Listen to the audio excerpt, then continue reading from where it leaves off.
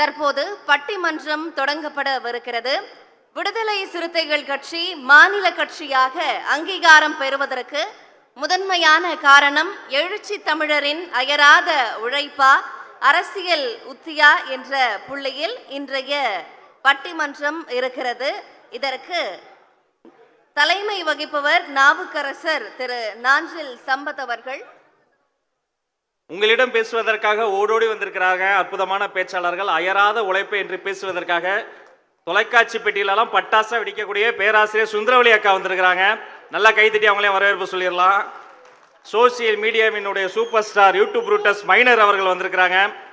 அதே போல அரசியல் உத்தி என்று பேசுவதற்காக நாடறிந்த நல்ல கவிஞர் அண்ணன் நந்தலாலா வந்திருக்கிறார். தனது காத்திரமான கருத்துக்களால் எல்லா டிபேட்டுகளிலும் கலக்கி கொண்டிருக்கக்கூடிய தேரடி இந்திரகுமார் வந்திருக்கிறாங்க. சிறுத்தைகள் கொஞ்சம் ஒத்துழைப்பு தரணும். பட்டிமன்றம் துவங்க இருக்கு. நமக்கு நல்லா இருக்கும். எல்லாரும் கொஞ்சம் அமர்ந்தா நல்லா இருக்கும்.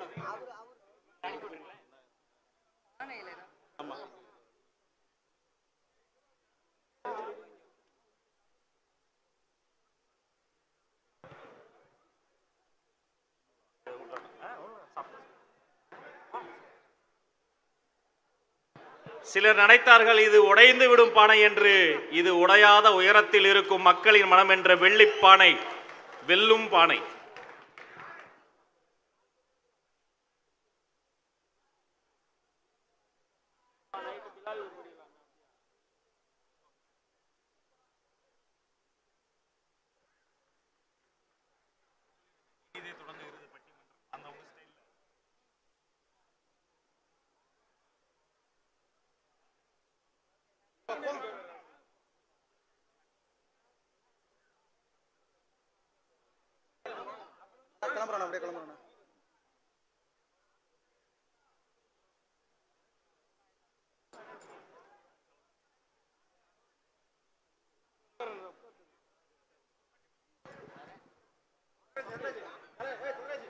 நாவுக்கரசர் நாஞ்சில் சம்பத் அவர்களின் தலைமையில் தற்போது பட்டிமன்றம் இனிதே தொடங்குகிறது.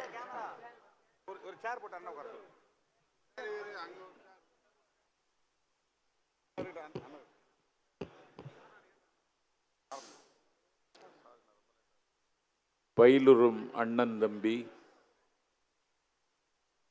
அக்கம் பக்கத்து உறவின் முறையார், குயில் போல் பேசிடும் மனையாள்,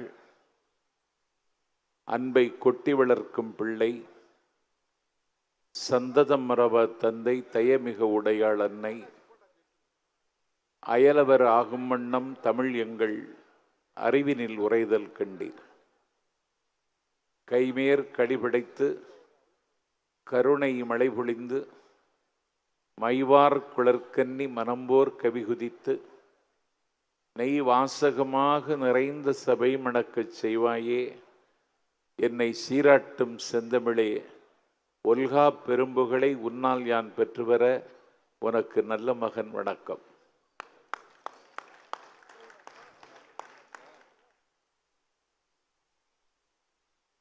வசந்தம் வாசலுக்கு வருகின்ற ஆவணி திங்களில்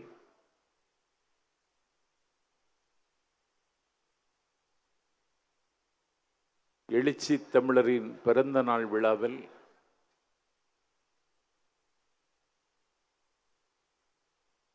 எளியவன் எனது தலைமையில் ஒரு பட்டிமன்றத்தை நடத்துவதற்கு உத்தரவிட்டு என் அருகிலேயே உட்கார்ந்து பட்டிமன்றத்தை செவிமடுக்கின்ற எழுச்சி தமிழருக்கும் இந்த மகத்தான பிறந்த நாள் நிகழ்விற்கு முகம் தந்திருக்கின்ற, விடிய விடிய வினை திட்பத்தோடு செயலாற்றியிருக்கின்ற, வியர்வை பாசனம் செய்திருக்கிற, கண்ணுறக்கமில்லாமல் கடமையாற்றியிருக்கின்ற சிறுத்தைகளுக்கு என்னுடைய சிறந்தாழ்ந்த வணக்கத்தை தெரிவித்துக் கொள்கிறேன். ஒரு முறைக்கு பலமுறை எளியவன் என்னை அலைபேசியில் தொடர்பு கொண்டு எங்கிருந்து வருகிறாய், எப்போது வருகிறாய் என்று அலைபேசியில் கேட்டு கேட்டு என் பயணத்தை விரைவுபடுத்தி உறுதி செய்திருக்கின்ற எழுச்சித் தலைவரின் பிறந்தநாள் மங்கலத்திற்கு வித்தாக விழுந்திருக்கின்ற துணை செயலாளர் வன்னி அரசுக்கு எப்படி நன்றி சொல்வதென்று தெரியவில்லை.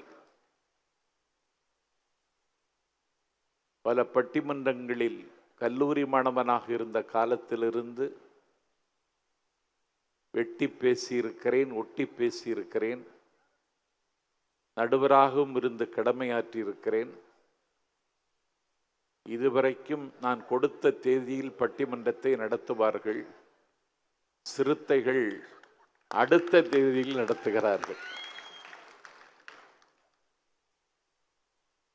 நான் கவியரங்கம் முடிந்ததற்கு பின்தான் அரங்கத்திற்குள்ளே வந்தேன்.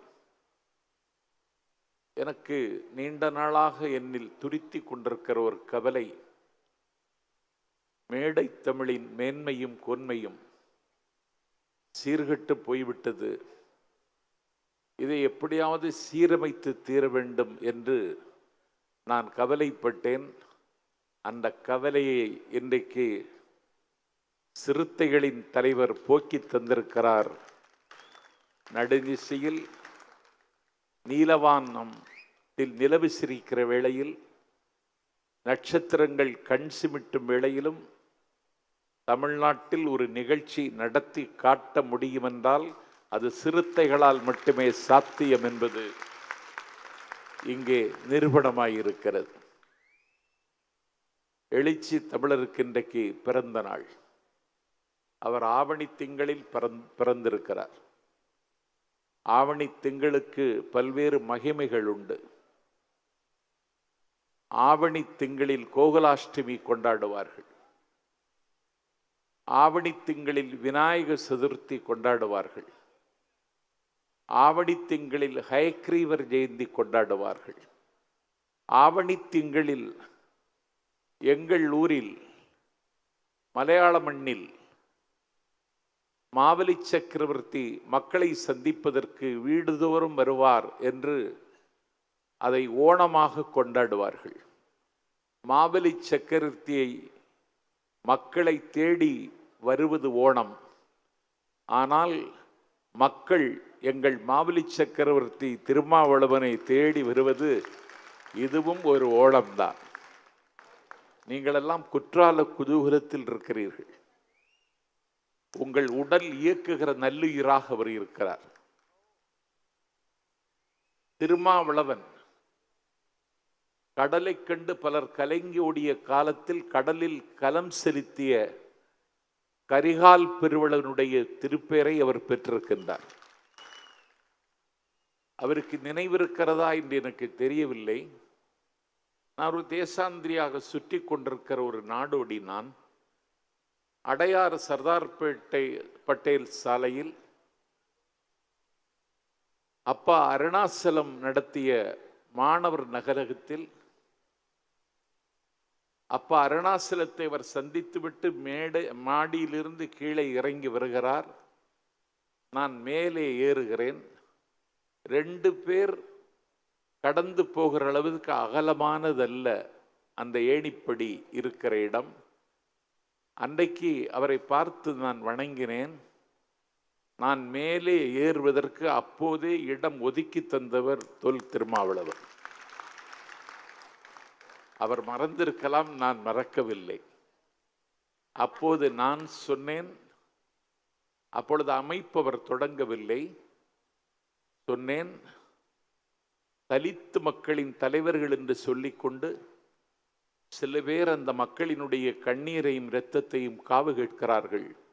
நீங்கள் ஒரு நாள் தலைவராக வேண்டும், அந்த மக்களுக்கு உங்கள் கண்ணீரையும் இரத்தத்தையும் தர வேண்டும் என்று நான் அன்றைக்கு அவரிடத்தில் கேட்டேன். அவர் தலைவர் ஆக வேண்டும் என்று அன்றைக்கு நான் சொன்னது இன்றைக்கு பலித்திருப்பதை பார்க்கிற பொழுது நானே அருள்வாக்கு சொல்லுவதற்கு ஒரு ஆசிரமம் தொடங்கி விடலாமா என்று சொல்லுகிற அளவுக்கு அது பலிதமாயிருக்கிறது. தொல் திருமாவளவன் ஒரு அடக்க முடியாத கடல் அலையின் பெருமுழக்கம். தொல் திருமாவளவன் விளக்க முடியாத விரிவானம். தொல் திருமாவளவன் விடுகதையாகிவிட்ட தமிழர்களின் கேள்விக்கு கிடைத்திருக்கிற விடை. தொல் திருமாவளவன் விடுதலை சிறுத்தைகள் என்கிற கட்சிக்கு அது ஒரு சாதி சிமிழுக்குள் அடைபட்டிருக்கிறது என்கிற அந்த நியதியை நிர்மூலமாக்கி இங்கே ஒரு ஆளூர் சானவாசும் பாலாஜியும் வெற்றி பெற முடியும் என்று நிரூபித்து காட்டியிருக்கிற வெற்றி திருமகன். அவருக்கு இன்றைக்கு பிறந்த நாள் மங்கலம். அவருக்கு பிறந்த நாள் வாழ்த்து சொல்லுவதற்கு ஒரு நல்ல நிகழ்ச்சி நடத்த வேண்டும் என்று எளியவன் எனது தலைமையில் ஒரு பட்டிமன்றத்தை இங்கே அரங்கேற்றி இருக்கிறார்கள். அற்புதமான நிகழ்ச்சி. தமிழ்நாட்டில் இப்படி ஒரு நிகழ்ச்சியை நடத்த முடியாது என்கிற அளவுக்கு தான் தமிழ்நாட்டில் நிலைமை. நான் கேட்டேன், இவ்வளவு பேர் திரண்டிருக்கிறார்களே, இரவு உணவு ஏதாவது கொடுப்பார்களா என்று கேட்டேன். அப்படி கேட்டதற்கு காரணம், கொடுப்பார்கள் என்றால் அந்த வரிசையில் நானும் வந்து நிற்கலாம் என்று நினைத்தேன். அப்படி ஒரு ஏற்பாடு இல்லை என்று சொன்னார்கள். இன்றைக்கு சாப்பாடு போடாமல், வாவென்று அழைக்காமல், வண்டி வைக்காமல் தமிழ்நாட்டு அரசியலில் ஒரு தலைவனுக்கு கூட்டம் வருகிறது என்றால் அது தொல் திருமாவளவனுக்கு வருகிறது.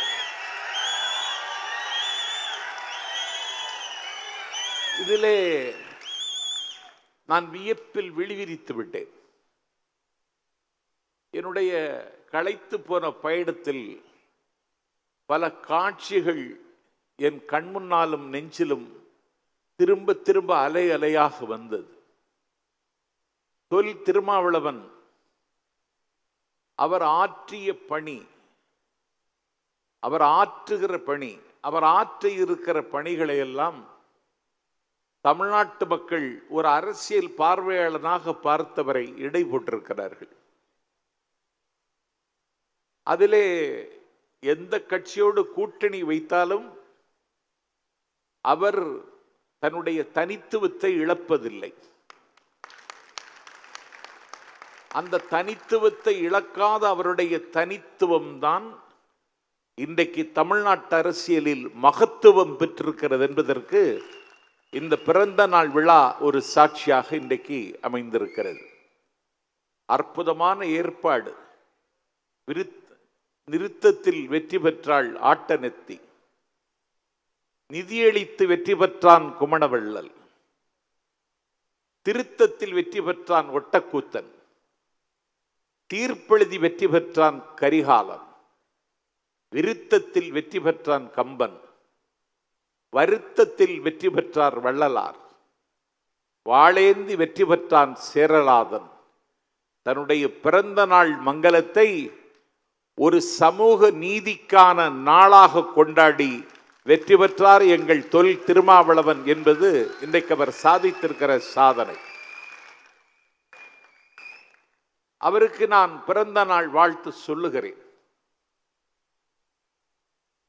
இப்படி ஒரு தலைவனை தமிழ்நாடு இன்றைக்கு அரிதாக பார்க்கிறது. ஒரு ஆசாபாசம் இல்லாமல் இருக்கிறார். தமிழ்நாட்டில் ஒப்பனை செய்யாத ஒரே தலைவர் அவர் மட்டும்தான். பருவ சுகங்களுக்கு அவர் இன்னும் பலியாகவில்லை. அதை தாண்டி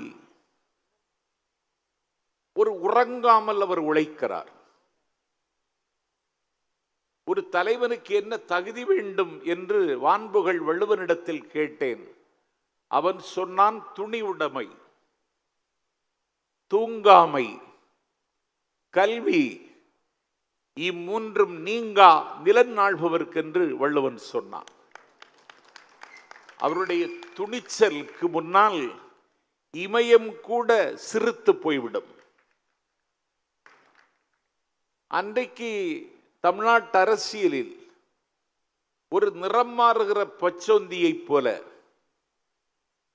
ஒரு சினிமா நட்சத்திரம் என்கிற தகுதியை பெற்றிருக்கிற ஒரு பழுமாட்டி அன்றைக்கு ஒரு செய்தி சொன்னதை திரும்ப பெற வேண்டும் என்று திருமாவர்கள் வலியுறுத்த அதை களத்திலே சந்திப்போம் என்ற அந்த அம்மையார் போராடுவதற்கு தெருவுக்கு வந்த பொழுது அவரை நேரில் எதிர்கொள்ளுங்கள் என்று அன்றைக்கு திருமா சொன்னதில் அவர் அன்றைக்கு ஓடியவர் இன்னும் ஓடிக்கொண்டுதான் இருக்கிறார்.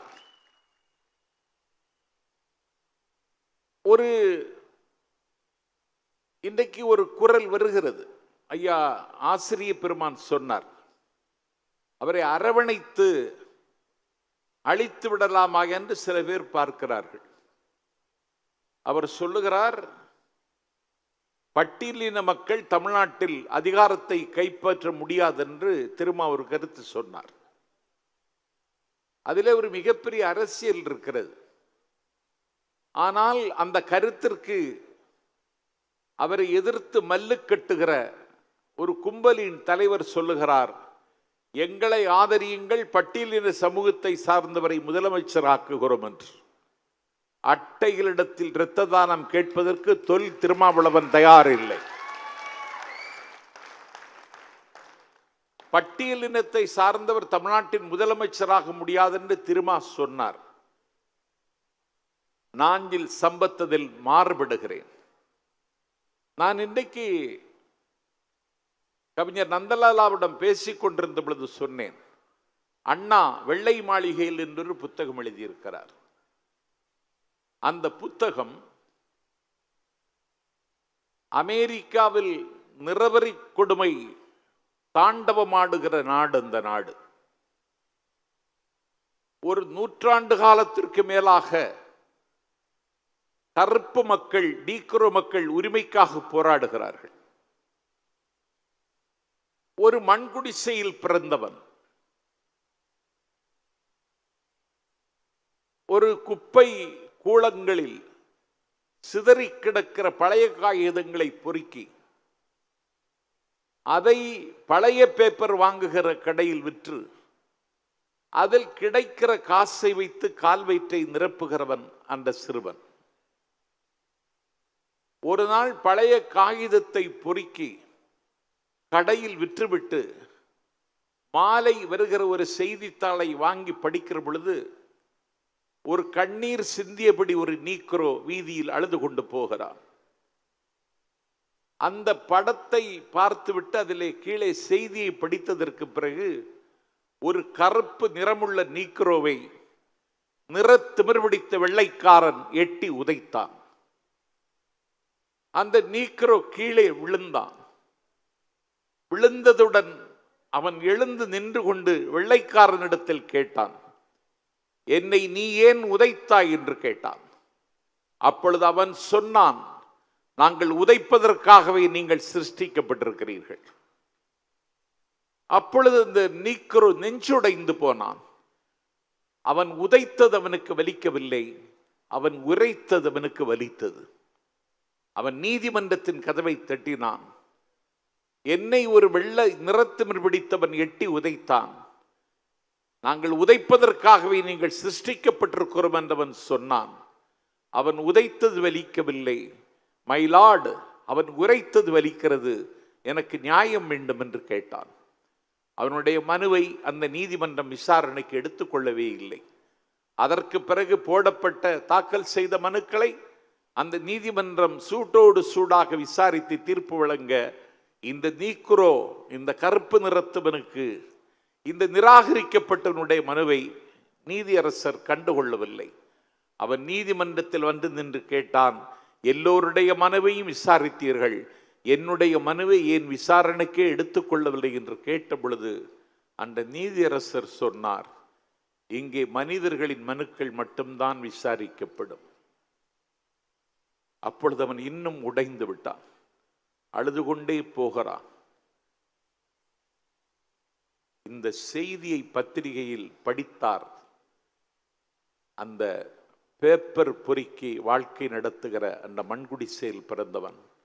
அதை பார்த்து விட்டு அவன் சொன்னான், ஓ கடவுளே, oh my God, if I got a chance, எனக்கு ஒரு வாய்ப்பு கிடைக்குமானால் இந்த கொடுமையை உடைத்து நொறுக்குவேன் என்று சபதமிட்டு அமெரிக்காவில் 17 முறை களம் கண்டு காயம்பட்டு கீழே விழுந்து 18வது முறை வென்று அமெரிக்க திருவிடத்தில் வெள்ளை மாளிகையில் போய் உட்கார்ந்தான் ஆபிரகாம் லிங்கன். நான் நண்பர் திருமாவளவனை ஆபிரகாம் லிங்கனாகத்தான் பார்க்கிறேன்.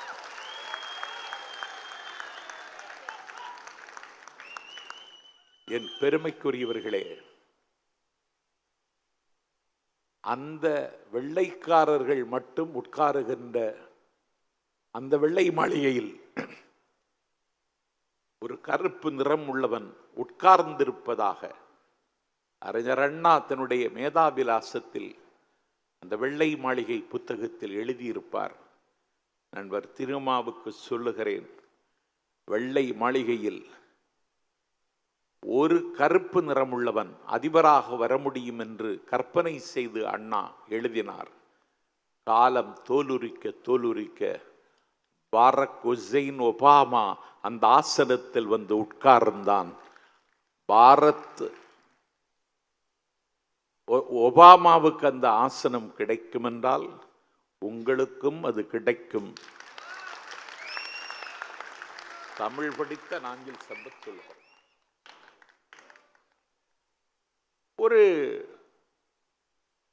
இது அரசியல், இதெல்லாம் நடக்கும். அரசியல் சம்பவங்களின் விளையாட்டில் அவர் தொடர்ந்து வெற்றி பெற்றுக் கொண்டு வருகிறார். தனித்துவத்தை இழக்கல, தன்மானத்தை விட்டு கொடுக்கவில்லை. அதை தாண்டி அவருடைய கட்சியில் இருக்கிறவெல்லாம் மிட்டா மிராஸ் இல்ல. அவருடைய கட்சியில் இருப்பவர்கள் எல்லாம் நில திமிங்கலங்கள் இல்லை. அவருடைய கட்சியில் இருப்பவர்கள் எல்லாம் பண்ணை பிரபுக்கள் இல்லை. அவருடைய கட்சியில் இருப்பவர்கள் எல்லாம் தோப்புகளும் துறவுகளும் வைத்திருப்பவர்கள் இல்லை. அன்றாடம் காட்சிகள், உழைத்தால் தான் உண்ண முடியும் என்ற நிலையில் இருக்கிற விளிம்பி நிலை மக்கள். அந்த மக்களை அவர் நேசிக்கிறார். அந்த மக்கள் இவரை நேசிக்கிறார்கள். இல்லைன்னா இரவு 12 மணிக்கு பிறகு இப்படி ஒரு கூட்டம் உட்காருமா? உட்காராது. இரவு 12 மணிக்கும் நாஞ்சில் சம்பத்து பெரிய பேச்சாளனாக இருக்கலாம். ஆனால் இந்த கூட்டம் இருக்க வேண்டுமே.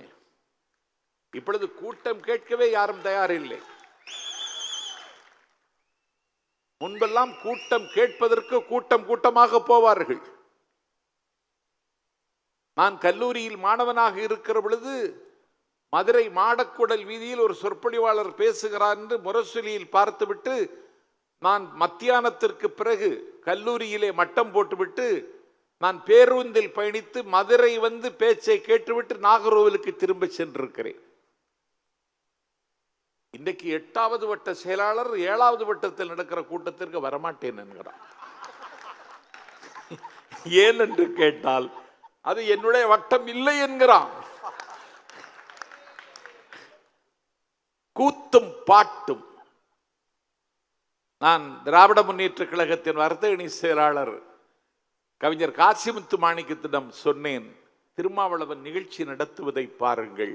இந்த பொய்க்கால் குதிரை ஆடுகிறவர்கள் விளிம்பு நிலை மக்கள். எவன் ஒருவன் விளிம்பு நிலை மக்களினுடைய கலையை அங்கீகரிக்கிறானோ அந்த தலைவரை இந்த நாடு கொண்டாடும் அப்படின்னு சொன்னான். இந்த விளிம்பி நிலை மக்கள் தான் அவருக்கு இருக்கிற மூலதனம். இன்றைக்கு அவருடைய குரல் டெல்லியில் ஒலிக்கிறது. அவருடைய சின்னம் பானை. பானையின் தன்மை உடைவது.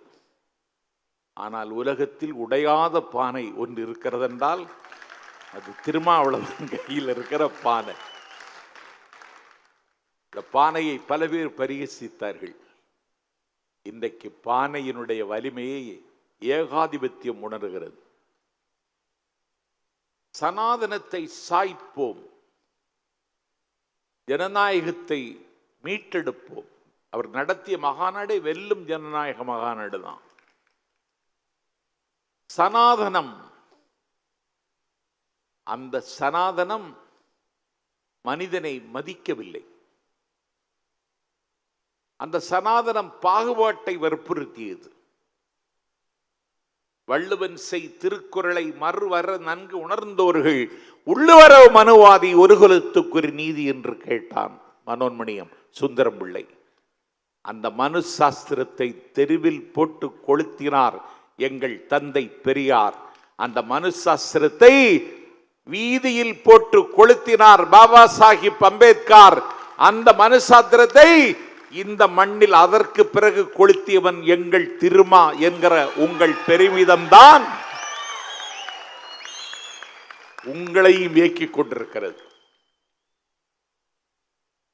அந்த துணிச்சல் யாருக்கு வரும்? அவர்கள் இன்னும் ஆளப் பிறந்தவர்களாகவே கருதி கொண்டிருக்கிறார்கள். நேற்றைக்கு விடுதலை திருநாள் விழாவிலும் நாடாளுமன்றத்திலும் நாடாளும் பிரதமர் சொல்லுகிறார், பொது சிவில் சட்டம், மதசார்பற்ற பொது சிவில் சட்டம். எங்கே அடிக்கிறார் தெரியுமா அவர்? மதசார்பற்ற சிவில் சட்டம் என்று சொல்வதன் மூலம் நாடாளும் பிரதமர் எங்கள் அம்பேத்கரை அவமதிக்கிறார். வட்டியும் முதலுமாக உனக்கு திருப்பி செலுத்துகிற நாள் வருமானால் அந்த கடமையை செய்ய பிறந்தவன் தொல் திருமாவளவன் என்று நான் நம்புகிறேன். ஒரே மேடையில் விவாதிக்க தயாரா? உங்கள் கூட்டத்தில் யாராவது இருக்கிறானா? ஆற்றுமையும் ஆற்றலும் உள்ள ஒருவர் இருந்தால் ஒரே மேடையிலே விவாதிக்கலாமா? அதற்கு யோகியது இருக்கிறதா?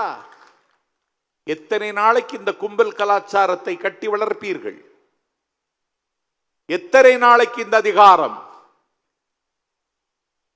ஹசீனா ஷேக் படுகிற பாடு தெரியுமா? அதே பாடு நாளைக்கு உங்களுக்கும் வரும்.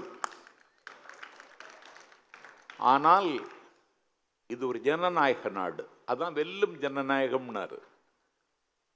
ஜனநாயகம் ஜனநாயகம் இருக்கிற கழுதையில நல்ல கழுதை அதுதான் ஜனநாயகம் என்கிற கழுதை. அந்த கழுதையை வச்சுட்டு தான் காலம் தள்ளணும். அதை சரியாக உள்வாங்கிக் கொண்டு தேர்தலை புறக்கணித்து தெருவுக்கு வந்து தேர்தலை சந்தித்து கட்சி அங்கீகாரம் பெற்றுவிட்டது. அந்த செய்தி வந்த பொழுது நான் நினைத்து பார்த்தேன், அங்கீகாரத்தை இழந்த கட்சிகள் எத்தனை என்று பட்டியலிட்டால் பல பேரை நான் அசிங்கப்படுத்தினேன் என்று என் மீது பழி வரும். கட்சியினுடைய அங்கீகாரம்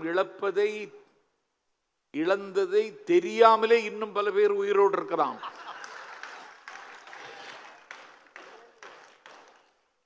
அவன் அம்மளமாகி போவதே அவனுக்கு தெரியவில்லை. ஆனால் இன்றைக்கு ஒரு கட்சி கன்ஸ்ட்ரக்ஷன் இன்ஃப்ராஸ்ட்ரக்சர் எப்படி இருக்க வேண்டும் என்றால் சிறுத்தைகள் மாதிரி இருக்க வேண்டும் என்று இந்திய அரசியலுக்கு அவர் சொல்லுகிறார்.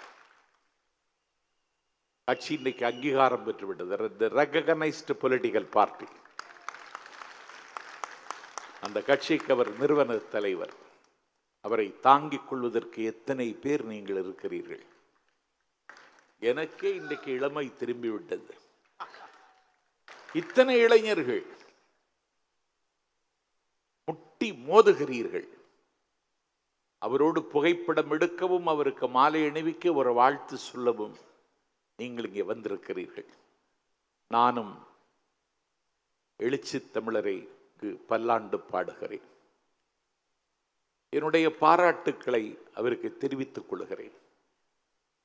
விசையுறு பந்தினை போல் உளம் வேண்டியபடி செல்லும் உடல் வேண்டும் என்று கேட்டான் பாரதி. அந்த உடல் உங்களுக்கு வேணும். பிசிக்கலா வீக்காயிடக்கூடாது. ஏன்னா இது கடுமையான உழைப்பு. இது நசையர் மனம் வேண்டும் என்றான் பாரதி.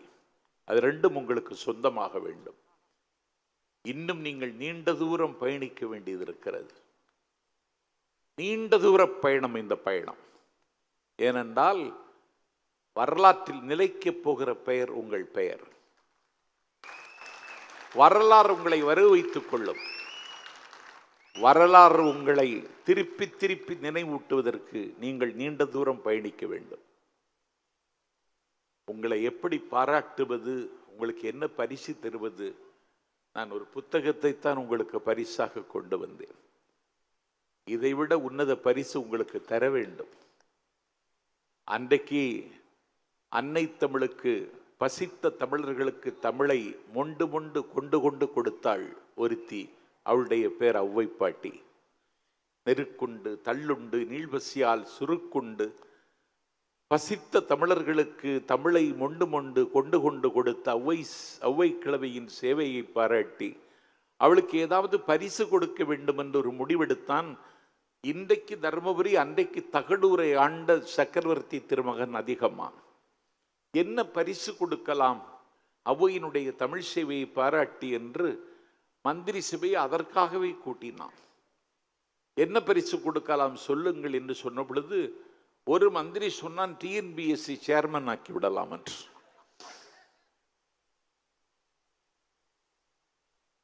ஒரு மந்திரி சொன்னான், மாலைத்தீவின் தூதுவராக்கி விடலாம் என்று. அதிகமானதற்கு மனநிறைவு கொள்ளவில்லை. அதிகமான் சொன்னால், நானே ஒரு பரிசை சொல்லுகிறேன்.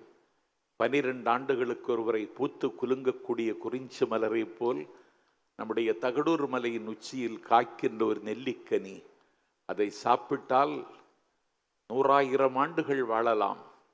ஔவை 100,000 தமிழுக்கு செய்வாள்.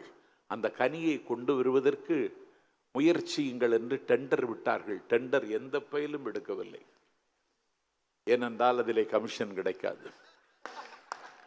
பிறகு மணிபுடி திருத்த மன்னவனே மலையின் உச்சிக்கு சென்றான். கொத்தி தின்னுகிற குளிர்காலத்தில் வனவிலங்குகளின் வேட்டைக்கு தப்பி எப்படியாவது இந்த கனியை கொண்டு வர வேண்டும் என்று மன்னனே மலைக்கு சென்று பல நாட்கள் களைத்து இளைத்து மெலிந்து நலிந்து கனியை கண்டுபிடித்து 1000 ஆண்டு காலம் வாழ்வதற்கு வல்லமை தரக்கூடிய நெல்லிக்கனியை மன்னவனே பாதுகாப்பாக அரண்மனைக்கு கொண்டு வந்து அதை ஔவைக்கு கொடுத்தான்.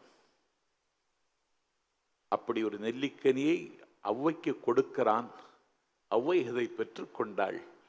அவள் சொன்னால், வலம்படு வாய்வாள் ஏந்தி ஒன்னார் களம்பட கடந்த களற்றுடி தடக்கை நீலமடிமிடற்று ஒருவன் போல மன்னுக பெருமனியே என்று ஒரு பாராட்டை ஔவை அவனுக்கு தெரிவித்தாள், அதிகமானுக்கு தெரிவித்தாள். அப்படி ஒரு நெல்லிக்கனியை எழுச்சி தமிழருக்கு கொடுக்கலாம் என்றுதான் நினைத்தேன். அந்த மரங்கள் வெட்டப்பட்டு விட்டன. பாரியாக இருந்திருந்தால் அவருக்கு நான் பல்லக்கு தேரியானை பரிசளித்திருப்பேன். நான் வல்வில் ஓரியாக இருந்திருந்தால் வானமண்டலத்தில் மின்னும் நட்சத்திரங்களை கைது செய்து அவருடைய காலடியில் கொட்டி குவித்திருப்பேன். குமணனாக இருந்திருந்தால் என்னுடைய தலையை விலைக்கு கொடுத்து, இப்பொழுதும் தலையை கேட்கிறார்கள், விலை தர மாட்டேன் என்கிறார்கள். என்னுடைய தலையை விலைக்கு கொடுத்து அவருக்கு பரிசு கொடுத்திருப்பேன். என்னிடத்தில் இருப்பதே தமிழ் ஒன்றுதான். அதனால் தென்றலில் ஒலி வாங்கி தேனாற்றில் உயிர் வாங்கி கண்டின் குரலினில் அகருமனும் கால் வாங்கி நின்று செல்லும் காவிரியில் நெடிய உடல் வாங்கி அன்றிலினும் அன்னத்தின் அடி வாங்கி நாணி மெலிடந்து நலம்பாடும் சங்கெடுத்து கல்லாத மலையிடம் கனிவாயிற் குடியிருந்து மெல்லியலார் செவிதழில் மெல்ல அரும்பு கட்டி கற்றோர் அவையிற் கவியான செந்தமிழாம் பெற்றோர் இல்லாமல் பிறந்த பெரும்பொருளாம். பெற்றோர் இல்லாமல் பிறந்த பொருள் ஒன்று தமிழ் மட்டும்தான். பெற்றோர் இல்லாமல் பிறந்த பெரும்பொருளாம். அந்த தமிழை போல் வாழுங்கள் என்று எழுச்சி தமிழருக்கு என்னுடைய வாழ்த்தை தெரிவித்து அவருடைய பிறந்த நாள் மங்களமாக விடுதலை சிறுத்தைகள் அமைப்பு அரசியல் அங்கீகாரம் பெறுவதற்கு என்ன காரணம் என்று கேட்டால், அயராத உழைப்பு.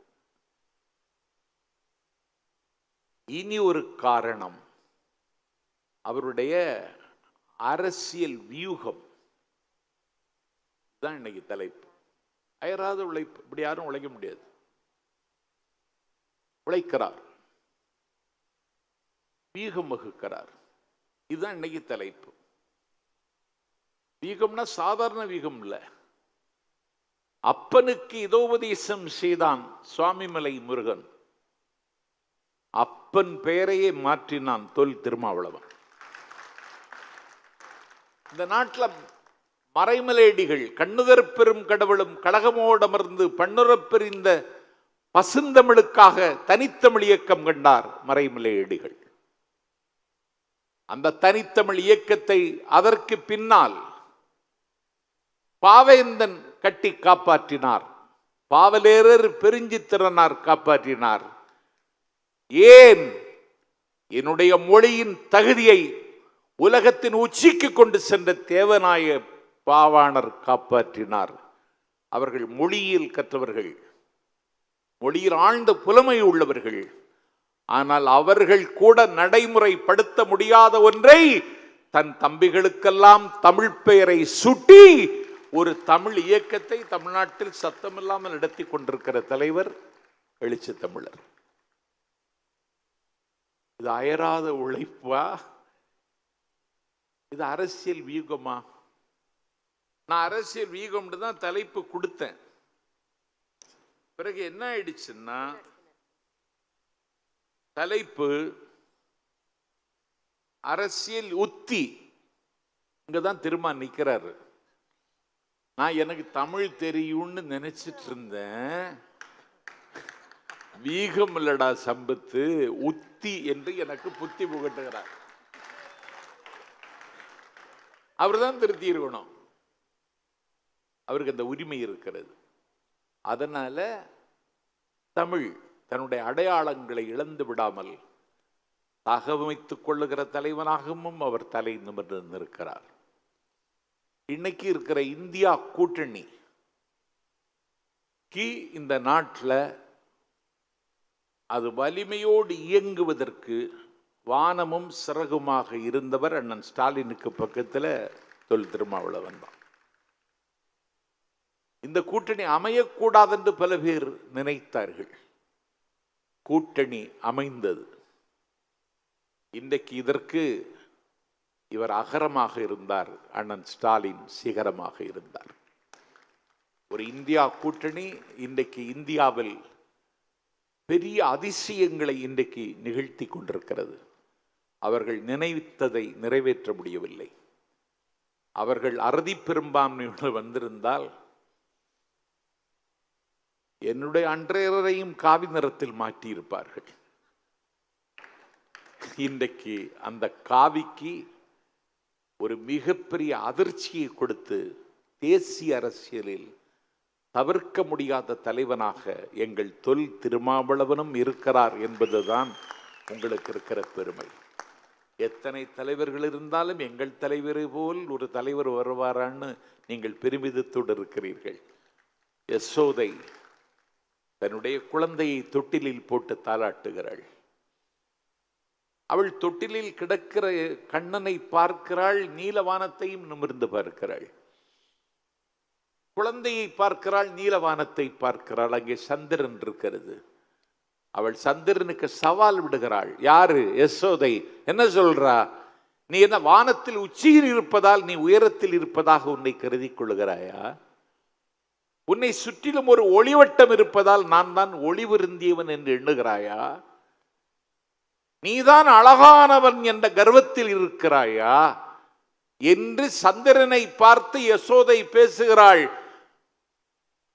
குழந்தையை பார்க்கிறாள், கண்ணனை பார்க்கிறாள். யசோதை சொல்லுகிறாள், சுற்றும் ஒளிவட்டம் சூழ்ந்து எங்கும் பறந்து ஒளி செய்யினும் என் மகன் முகம் நேரொவ்வாது கண்டாய் என்று சந்திரனுக்கு சவால் விட்ட யசோதையை போல எத்தனை தலைவர்கள் இருந்தாலும் எங்கள் தலைவருக்கு நிகர் இல்லை என்று சிறுத்தைகள் கொண்டாடுகிற இடத்தில் இருக்கின்ற எழுச்சி தலைவருக்கு பல்லாண்டு பாடுகிறேன், பைந்தமிழால் வாழ்த்துகிறேன். இன்றைக்கு விடுதலை சிறுத்தைகள் அமைப்பு ஒரு அங்கீகாரம் என்கிற சிகரத்திற்கு வந்தது காரணம் அயராத உழைப்பென்று என்னுடைய ஆசை தங்கை சுந்தரவள்ளி. சனாதன எதிர்ப்பில் அவளும் சலிக்காதவள் தான். அவளுக்கு எவ்வளவு மிரட்டல் வருகிறது என்று எனக்கு தெரியும். எனக்கே வருகிறது. என்னிடத்தில் அலைபேசியில் எங்கிருக்கிறாய் என்று கேட்பான் ஒருவன், யாரோ ஒருவன். நான் உன்னுடைய வீட்டில் இருக்கிறேன் என்பேன். என்னுடைய பதில் தான். அவன் தான் வச்சிருவான். நான் இதுக்கெல்லாம் பயப்படுறதில்லை. அது மாதிரி சுந்தரவள்ளி ஒரு புறநானூற்று மங்கையாக இன்றைக்கு தமிழ்நாட்டில் பலம் பெறுகிறவள். அந்த அணிக்கு அணி சேர்ப்பதற்கு என் ஆரியிரு தம்பி யூடியூப் ப்ரூட்டஸ் என்கிற வலைத்தளத்தை இயக்கி கொண்டிருக்கிறவன் மைனர், அவர் வந்திருக்கிறார். இந்த அணிக்கு நந்தலாலா. தமிழ்நாட்டில் ஒரு ஜனரஞ்சகமாக பேசுகிற ஒரு 10 பேச்சாளர்களை தான் வரிசைப்படுத்த முடியும். அவ்வளவுதான் இருக்கு.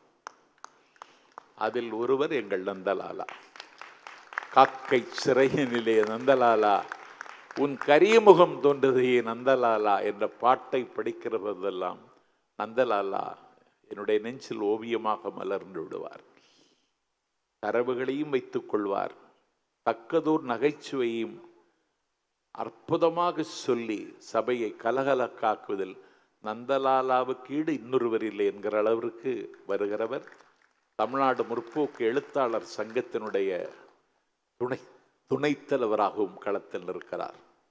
அந்த அணிக்கு அணி சேர்க்க ஆணிப்பொன்னை நிகர்த்த மாணிக்க நும்பிள் கொண்டு வந்திருக்கிறான் தம்பி தேரடி இந்திரகுமார் அவர்கள்.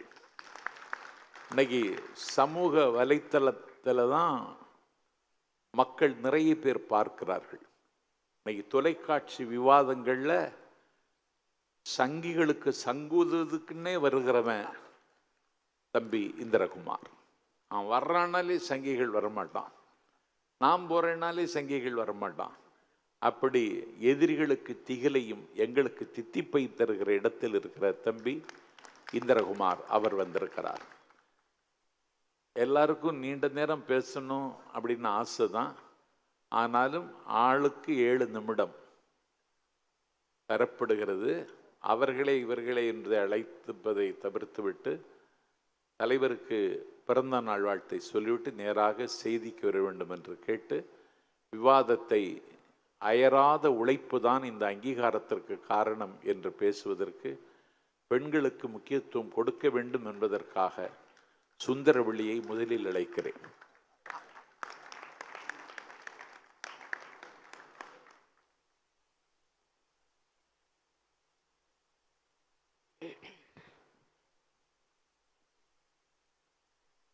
கோயில்களில் ஆடுகளைத்தான் பலியிடுவார்கள், சிங்கங்களை ஒருபோதும் பலியிடுவதில்லை என்று சொன்ன டாக்டர் புரட்சியாளர் அம்பேத்கர் அவர்களையும், அடங்க மறு, அத்து மீறு, திமிரு எழு, திருப்பி அடி என்று ஆடுகளுக்கெல்லாம் ஒரு அரட்டியை கொடுத்து கொண்டிருக்கிற சிறுத்தைகளே, உங்கள் அத்துணை பேருக்கும் என்னுடைய பணிவான வணக்கம். இந்திய அரசியலின் திசை வழிகாட்டி தென்னகத்து தீப்பொறி எங்கள் அண்ணன் திருமாவர்கள். ஏன் தீப்பொறின்னு நீங்க திமுகவுக்கு போயிடக்கூடாது. பாரதிதான் சொல்லுவான், அக்குனி குஞ்சொன்று கண்டேன், அதை ஆங்கொரு காட்டினில் பொந்திடை வைத்தேன், வெந்து தணிந்தது காடு தளல் வீரத்தில் மூப்பென்றும் குஞ்சென்றும் உண்டோன்னு சொன்னான். ஒரு பொறி ஒரு பெரும் காட்டை நெருப்பாக மாட்டும் என்றால் திருமா என்கிற ஒரு பொறி இந்தியாவை சனாதனத்தில் இருந்து மீட்கும் ஒரு பெரும் நெருப்பிலிருந்து காக்கும். எனக்கு முதல இறக்கி விடும் போதே தெரியும், அண்ணன் வர சொல்லிட்டாரு, 7 நிமிஷம் தங்கச்சி, நான் எங்க ஊர் சித்திரை திருவிழாவில் இருக்கிற மாதிரி இருக்கேன்.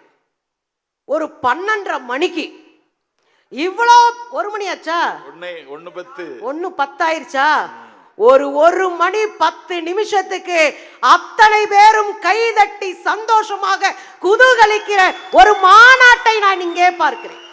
1:10 ஆகி 1க்கு போகாம இருக்கானே எங்கள் தோழர். ஒரு பாயிண்ட புடிச்சீங்க பாருங்க நடுவர் அவர்களே. நடுவர் அவர்களே, இவர்கள் எல்லாம் சாமானிய அரசியல் கட்சிகளைப் போல குவாட்டருக்கும் கோழி பிரியாணிக்கும் கூடுபவர்கள் இல்லை. எங்கள் அண்ணன் திருமா மீது வைத்திருக்கிற உயிருக்காக கூடியிருக்கிறார். தானா சேர்ந்த கூட்டம். இந்திய அரசியலிலே ஒன்றை எழுதி வைத்துக் கொள்ளுங்கள். நாளைக்கு பிரதமர் யார், முதல்வர் யார் என்று தீர்மானிக்கிற ராஜதந்திரியாக எங்கள் அண்ணன் தான் இருப்பார். உழைப்புக்கு எதிரா 2 பேரும் தைரியமா வந்து உட்கார்ந்துருக்கீங்க. உழைப்புக்கு எதிரா நான் ஒரே ஒரு உண்மையை சொல்லவா? நீங்க ஒரே ஒரு உண்மைதான் சொல்லுவீங்களான்னு கேட்க கூடாது. கண்ணு முன்னாடி நடந்த ஒரு உண்மையை சொல்றீங்க. அண்ணன் திருமா அவர்கள் ஒரு நாள் 2 மணி நேரம் 3 மணி நேரம் கூட தூங்க முடியாது. எனக்கு தெரிந்த பாத்ரூமை தவிர அவர் தனியா இருந்து நான் பார்த்ததே கிடையாது. இன்னைக்கு பாருங்க, 7 மணில இருந்து மேடையில இருக்காரு. 12 மணி கேக்கு வெட்டுறாங்க. தம்பிகள் எல்லாரும் வந்து வாழ்த்து சொல்றாங்க. 12:30க்கு போறாரு. ஒரு வாய் சோற அள்ளி போட்டுட்டு அவசர அவசரமா மேடையில் காத்திருப்பார்களே என்கிற பெரும் பொறுப்போடு ஓடி வந்து நிற்கிறார். உழைப்புனா என்ன தெரியுங்களா? உழைப்புனா என்ன தெரியுமா? தன்னுடைய உடலை வருத்தி, தன்னுடைய அத்தனையும் இழந்து, தன்னுடைய இனத்திற்காக, தன்னுடைய மக்களுக்காக, அதன் விடுதலைக்காக களத்திலே நிற்பவர்கள் தான் தலைவர்கள் என்றால் எங்கள் ஒற்றை தலைவன் எங்கள் அண்ணன் திருமா அவர்கள். இன்னைக்கு நிறைய பேர் தலைவர்களா இருக்கிறாங்க. ஒருத்தர்லாம் அவரா பேசி அவரா சிரிப்பாரு. அப்புறம் அவர் போனுக்குன்னு வாங்கி பாத்துடக்கூடாது. வண்டையா திட்டி வச்சிருக்காரு உள்ளூர்கள் இருக்க ஆளுகளா. திடீர்னு மேடைக்கு ஏறினா செருப்பை தூக்கி காட்டுவாரு. அப்புறம் திடீர்னு பாத்தீங்கன்னா தத்துவம் பேசுவாரு, அப்புறம் ஆமகரி பேசுவாரு, அப்புறம் அந்த கறி இந்த கறின்னு வந்து நிப்பாரு. தற்கூரிகளை பலரும் தலைவர்களாக இருந்து கொண்டு உருவாக்கும் போது தலைவர்களை உருவாக்குகிற தலைவனாக எங்கள் அண்ணன் திருமா இருக்கிறார். நான் ஒரு உதாரணம் சொல்லவா? துப்புரவு பணியாளர்கள் தேவை, ஒரு போஸ்டர். துப்புரவு பணியாளர்கள் தேவை, ஒரு போஸ்ட் ஒட்டப்பட்டிருக்கு. எங்க? நாம் வாழக்கூடிய பகுதியிலே, அந்த குடிசை பகுதியில், சேரி பகுதியில் ஒட்டுகிறார்கள். ஒரு விடுதலை சிறுத்தை தம்பி கேட்டார், உங்களுக்கு தைரியம் இருந்தால், தெனாவட்டு இருந்தால், ஒரு அக்ரஹாரத்திலோ ஒரு மயிலாப்பூரிலோ உங்களால் இந்த போஸ்டரை ஒட்ட முடியுமான்னு கேட்டான். அதுக்கு என்ன அர்த்தம் தெரியுமா? காலகாலமாக நீங்கள் சொல்லுகிற எடுப்பு வேலைகளை செய்வதற்கு ஆள் இல்லை. நாங்கள் அதிகாரத்தை கைப்பற்ற பயிற்சி எடுத்துக் கொண்டிருக்கிறோம் திருமாவின் தம்பியாக என்று பொருள். இதுதான் அரசியல். இதுதான் தலைவர்களை உருவாக்குகிற வேலை. உழைப்பை பத்தி பேசுறாங்க. நீங்க யூகம் தானே, உத்தி தானே, அதெல்லாம் எங்க அண்ணனுக்கு அவசியமே இல்லை. ஜெயிக்கணும், ஒரு பதவியில போய் உட்காரணும், கொஞ்சம் பட்டியை பார்க்கணும், பங்களாவில் இருக்கணும் நினைக்கிறவங்களுக்கெல்லாம் விதவிதமான உத்திகள் அவசியப்படலாம். மக்களை மட்டும் நினைத்து கொண்டிருக்கிற எங்கள் அண்ணன் திருமா கண்மூடி அப்படியே பயணிப்பாரு. உழைப்பு உழைப்பு உழைப்பு. அதுக்கு ஒரு உதாரணம் சொல்றேன். எங்க அண்ணன் மேடையில சொன்னாரு, இங்க பார், 4 சீட்டை ஜெயிச்சுட்டு சட்டமன்றத்திற்கோ, 2 சீட்டை ஜெயிச்சுட்டு பார்லிமெண்ட்டுக்கோ போறது எனக்கு முக்கியம் இல்லை, சனாதனத்தின் வேறறுப்பதுதான் என் அரசியல் லட்சியம் என்று சொன்னவர் எங்க அண்ணன். நான் உங்க உத்தி அதெல்லாம் தூக்கி போடுங்க. இல்ல, இந்த தலைப்பு நீங்க நிராகரிக்காதீங்க. இல்ல, நான் நிராகரிக்கல. இது இது இது பட்டிமன்றத்தில் நீங்க தற்கொலை பண்ற மாதிரி. நடுவர் அவர்களே கவலைப்படாதீங்க, தலைப்பு நிராகரி. நடுவர் அவர்களே கவலைப்படாதீங்க, தலைப்பை நிராகரிக்கலை. அவங்களுக்கு புரியும்படியா சொல்றேன் என் பாயிண்ட், அவ்வளவுதான். புரிஞ்சிருச்சுல? ஆமா, எங்க அண்ணன் ஓகேன்னு தலையாட்டிட்டாருன்னா எல்லாருக்கும் புரிஞ்சிருச்சுன்னு அர்த்தம். ஒரே ஒரு விஷயம் நடுவர்களே, நீங்க எனக்கு பெல் அடிச்சிடுறீங்களா? பெல் இல்ல. பெல்லே இல்லையா? அப்ப நான் பாட்டுக்கு பேசிட்டு போறேன். இந்த தொடர் 7 நிமிடம்னா அதை உணர்ந்து பேசிக்கிடணும். நான் பார்க்கலையே மணி. அப்பந்தான் நீ வள்ளி, இல்லைன்னா கள்ளி. நடுவர்களே ஒரே ஒரு விஷயத்தை சொல்றேன். தமிழ்நாட்டினுடைய அரசியல்ல, தமிழ்நாட்டின் அரசியல்ல எதை முன்னெடுக்க வேண்டும் என்று முதலாக கையெடுத்து வைத்து அரசியல் செய்பவர் எங்க அண்ணன். அதுக்கு உதாரணம் சொல்லவா? ஆ. சனாதனத்தை ஒழிக்கிற மாநாட்டை இதே இடத்திலே நாங்களும் நடத்தினோம். ஆனால் சனாதன ஒழிப்பு மாநாட்டை தமிழ்நாட்டிலே முதலாக நடத்தியவர் அண்ணன் திருமா என்பது உலகறிந்த உண்மை. ஜனநாயகம் காப்போம் 80,000 2 லட்சத்திற்கு மேற்பட்ட இளைஞர்கள் திரளாக வந்தார்கள் அண்ணனுக்கு பின்னாடி.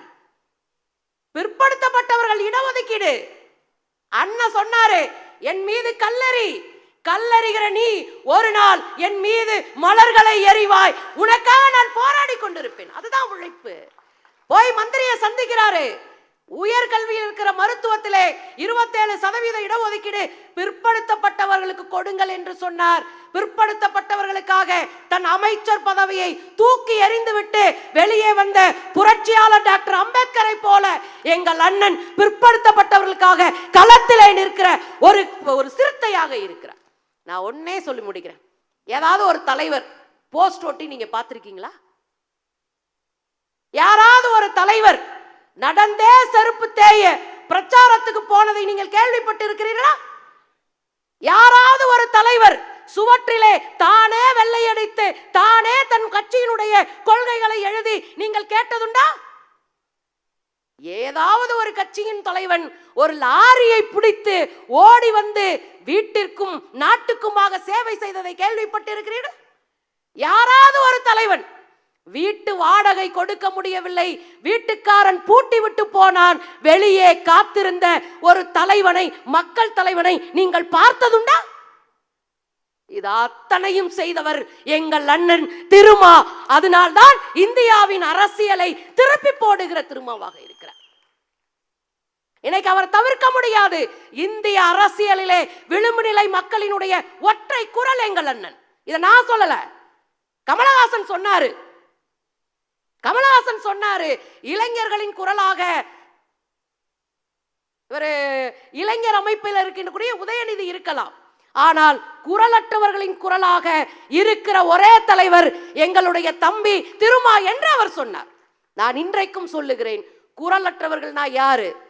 பிற்படுத்தப்பட்டவர்கள், மிகவும் பிற்படுத்தப்பட்டவர்கள், தலித்துகள், பழங்குடிகள், பெண்கள், சிறுபான்மையினர், பாலினச்சு புதுமையினர், திருநங்கையர், திருநம்பியர், அத்தனை பேருடைய குரலாக அங்கே நாடாளுமன்றத்திலே ஒலிக்கிற ஒற்றை குரல் எங்கள் அண்ணன் குரல். அதன் பின்னாடி இருப்பது வலியும் வேதனையும் நிறைந்த உழைப்பு, உழைப்பு, உழைப்பு என்று தீர்ப்பு தாருங்கள். வாய்ப்பிற்கு நன்றி.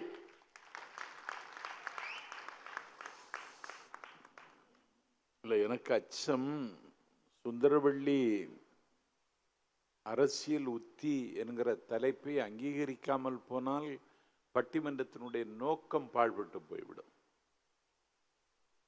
கண்ணகி கற்பில் சிறந்தவள் கண்ணகியா மாதவியான்னு கேட்டு தலைப்பு வச்சுட்டு மாதவியை கண்ணா பின்னான்னு திட்டிடுவான் சில பேர். ஏன்னா பட்டிமன்றத்தினுடைய தரம் இன்றைக்கு தரைமட்டமாகிவிட்டது. அதனால ஒரு தலைப்பை நிராகரிக்கிற துணியில ஒரு அணியில் பேசுகிறவர்கள் பேசினா பட்டிமன்றம் பாழ்பட்டு போய்விடும். ஏற்கனவே அது பாழ்பட்டு தான் கிடக்கு. இப்ப பட்டிமன்றத்தில் பேசணும்னா பாட தெரியணுங்கிறான், அதை பாட்டு மன்றம்ட்டான். இன்னைக்கு ஒருதான் என்கிட்ட கேட்குறான், உங்களுக்கு பட்டிமன்றம் நடத்துறீங்களே உங்களுக்கு ஆட தெரியுமான்னு கேட்குறான். அந்த அளவுக்கு இறங்கிட்டான். அவங்க பேரையெல்லாம் சொல்லி இந்த மேடை அழுக்காக்க கூடாது. அதனால பட்டிமன்றம் தரமாக நடத்தணும், எந்த தலைப்பிலையும் நடத்தலாம். அது என்னால முடியுங்கிறத நான் நிரூபிப்பதற்கு இந்த நிகழ்ச்சி ஒரு சாட்சியாக இருக்கும் என்று நம்புகிறேன். உழைப்பு தான் அப்படின்னு தங்கச்சி சொன்னான். உழைக்கணும், கடுமையான உழைப்பு, டெடிகேஷன், அதுக்கு பேர் அர்ப்பணிப்போட உழைக்கிறார் அவர். கைமாறு கருதாத கார்மேகமாக அவர் களத்தில் நிற்கிறார். அதை தங்கச்சி பதிவு பண்ணாங்க. தங்கச்சிக்கு என்னுடைய வாழ்த்துக்கள். இப்பொழுது எதிர்கொள்வதற்கு என்னுடைய ஆரியர் தம்பி தேரடி இந்திரகுமார் அரசியல் உத்தி என்று பறைசாற்ற வருகிறார்.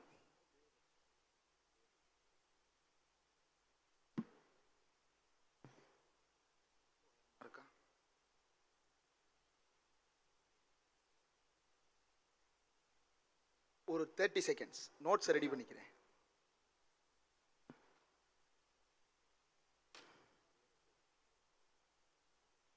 ஆ, 7 நிமிடம் தான்.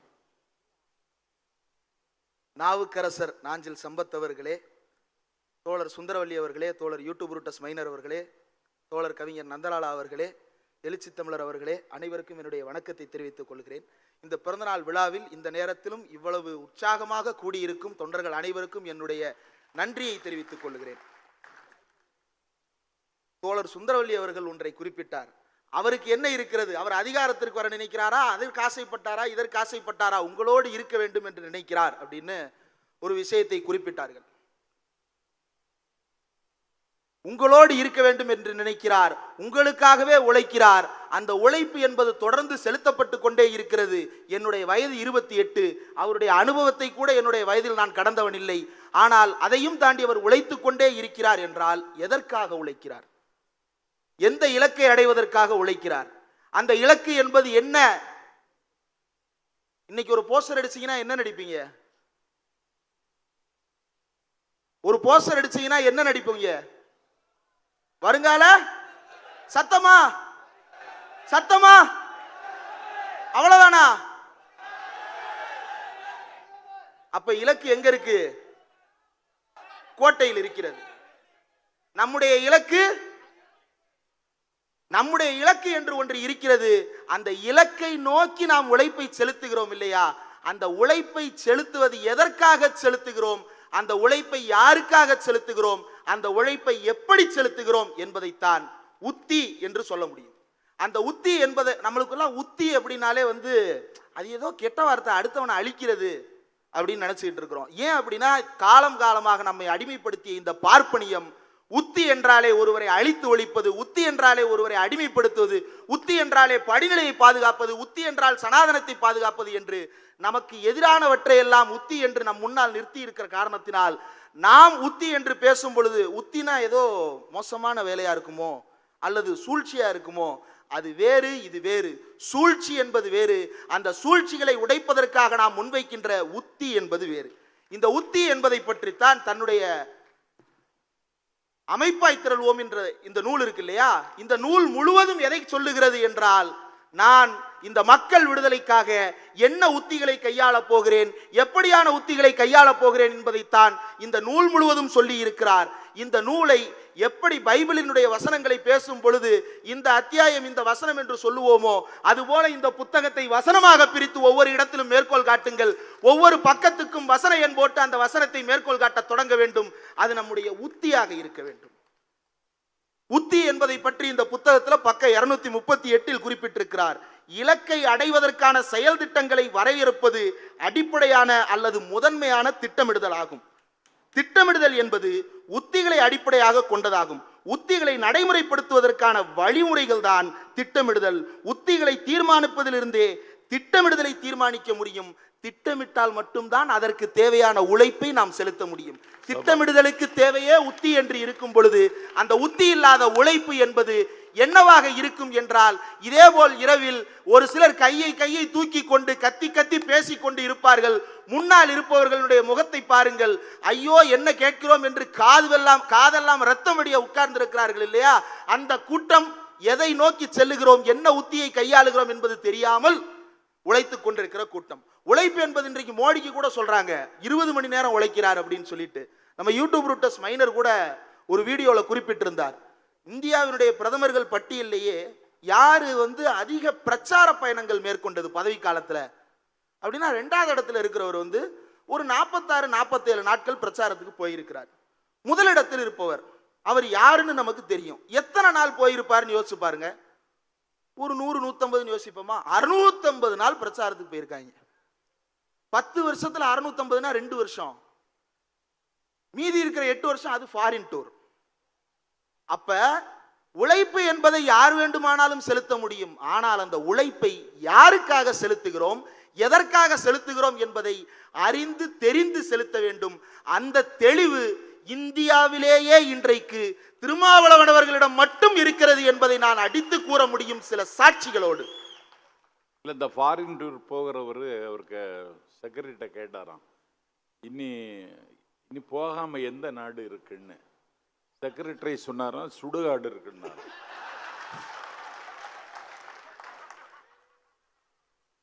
அதுக்குள்ள அப்புறம் டீப்பா போனோம்னா அப்புறம் வேற மாதிரி போயிடும்.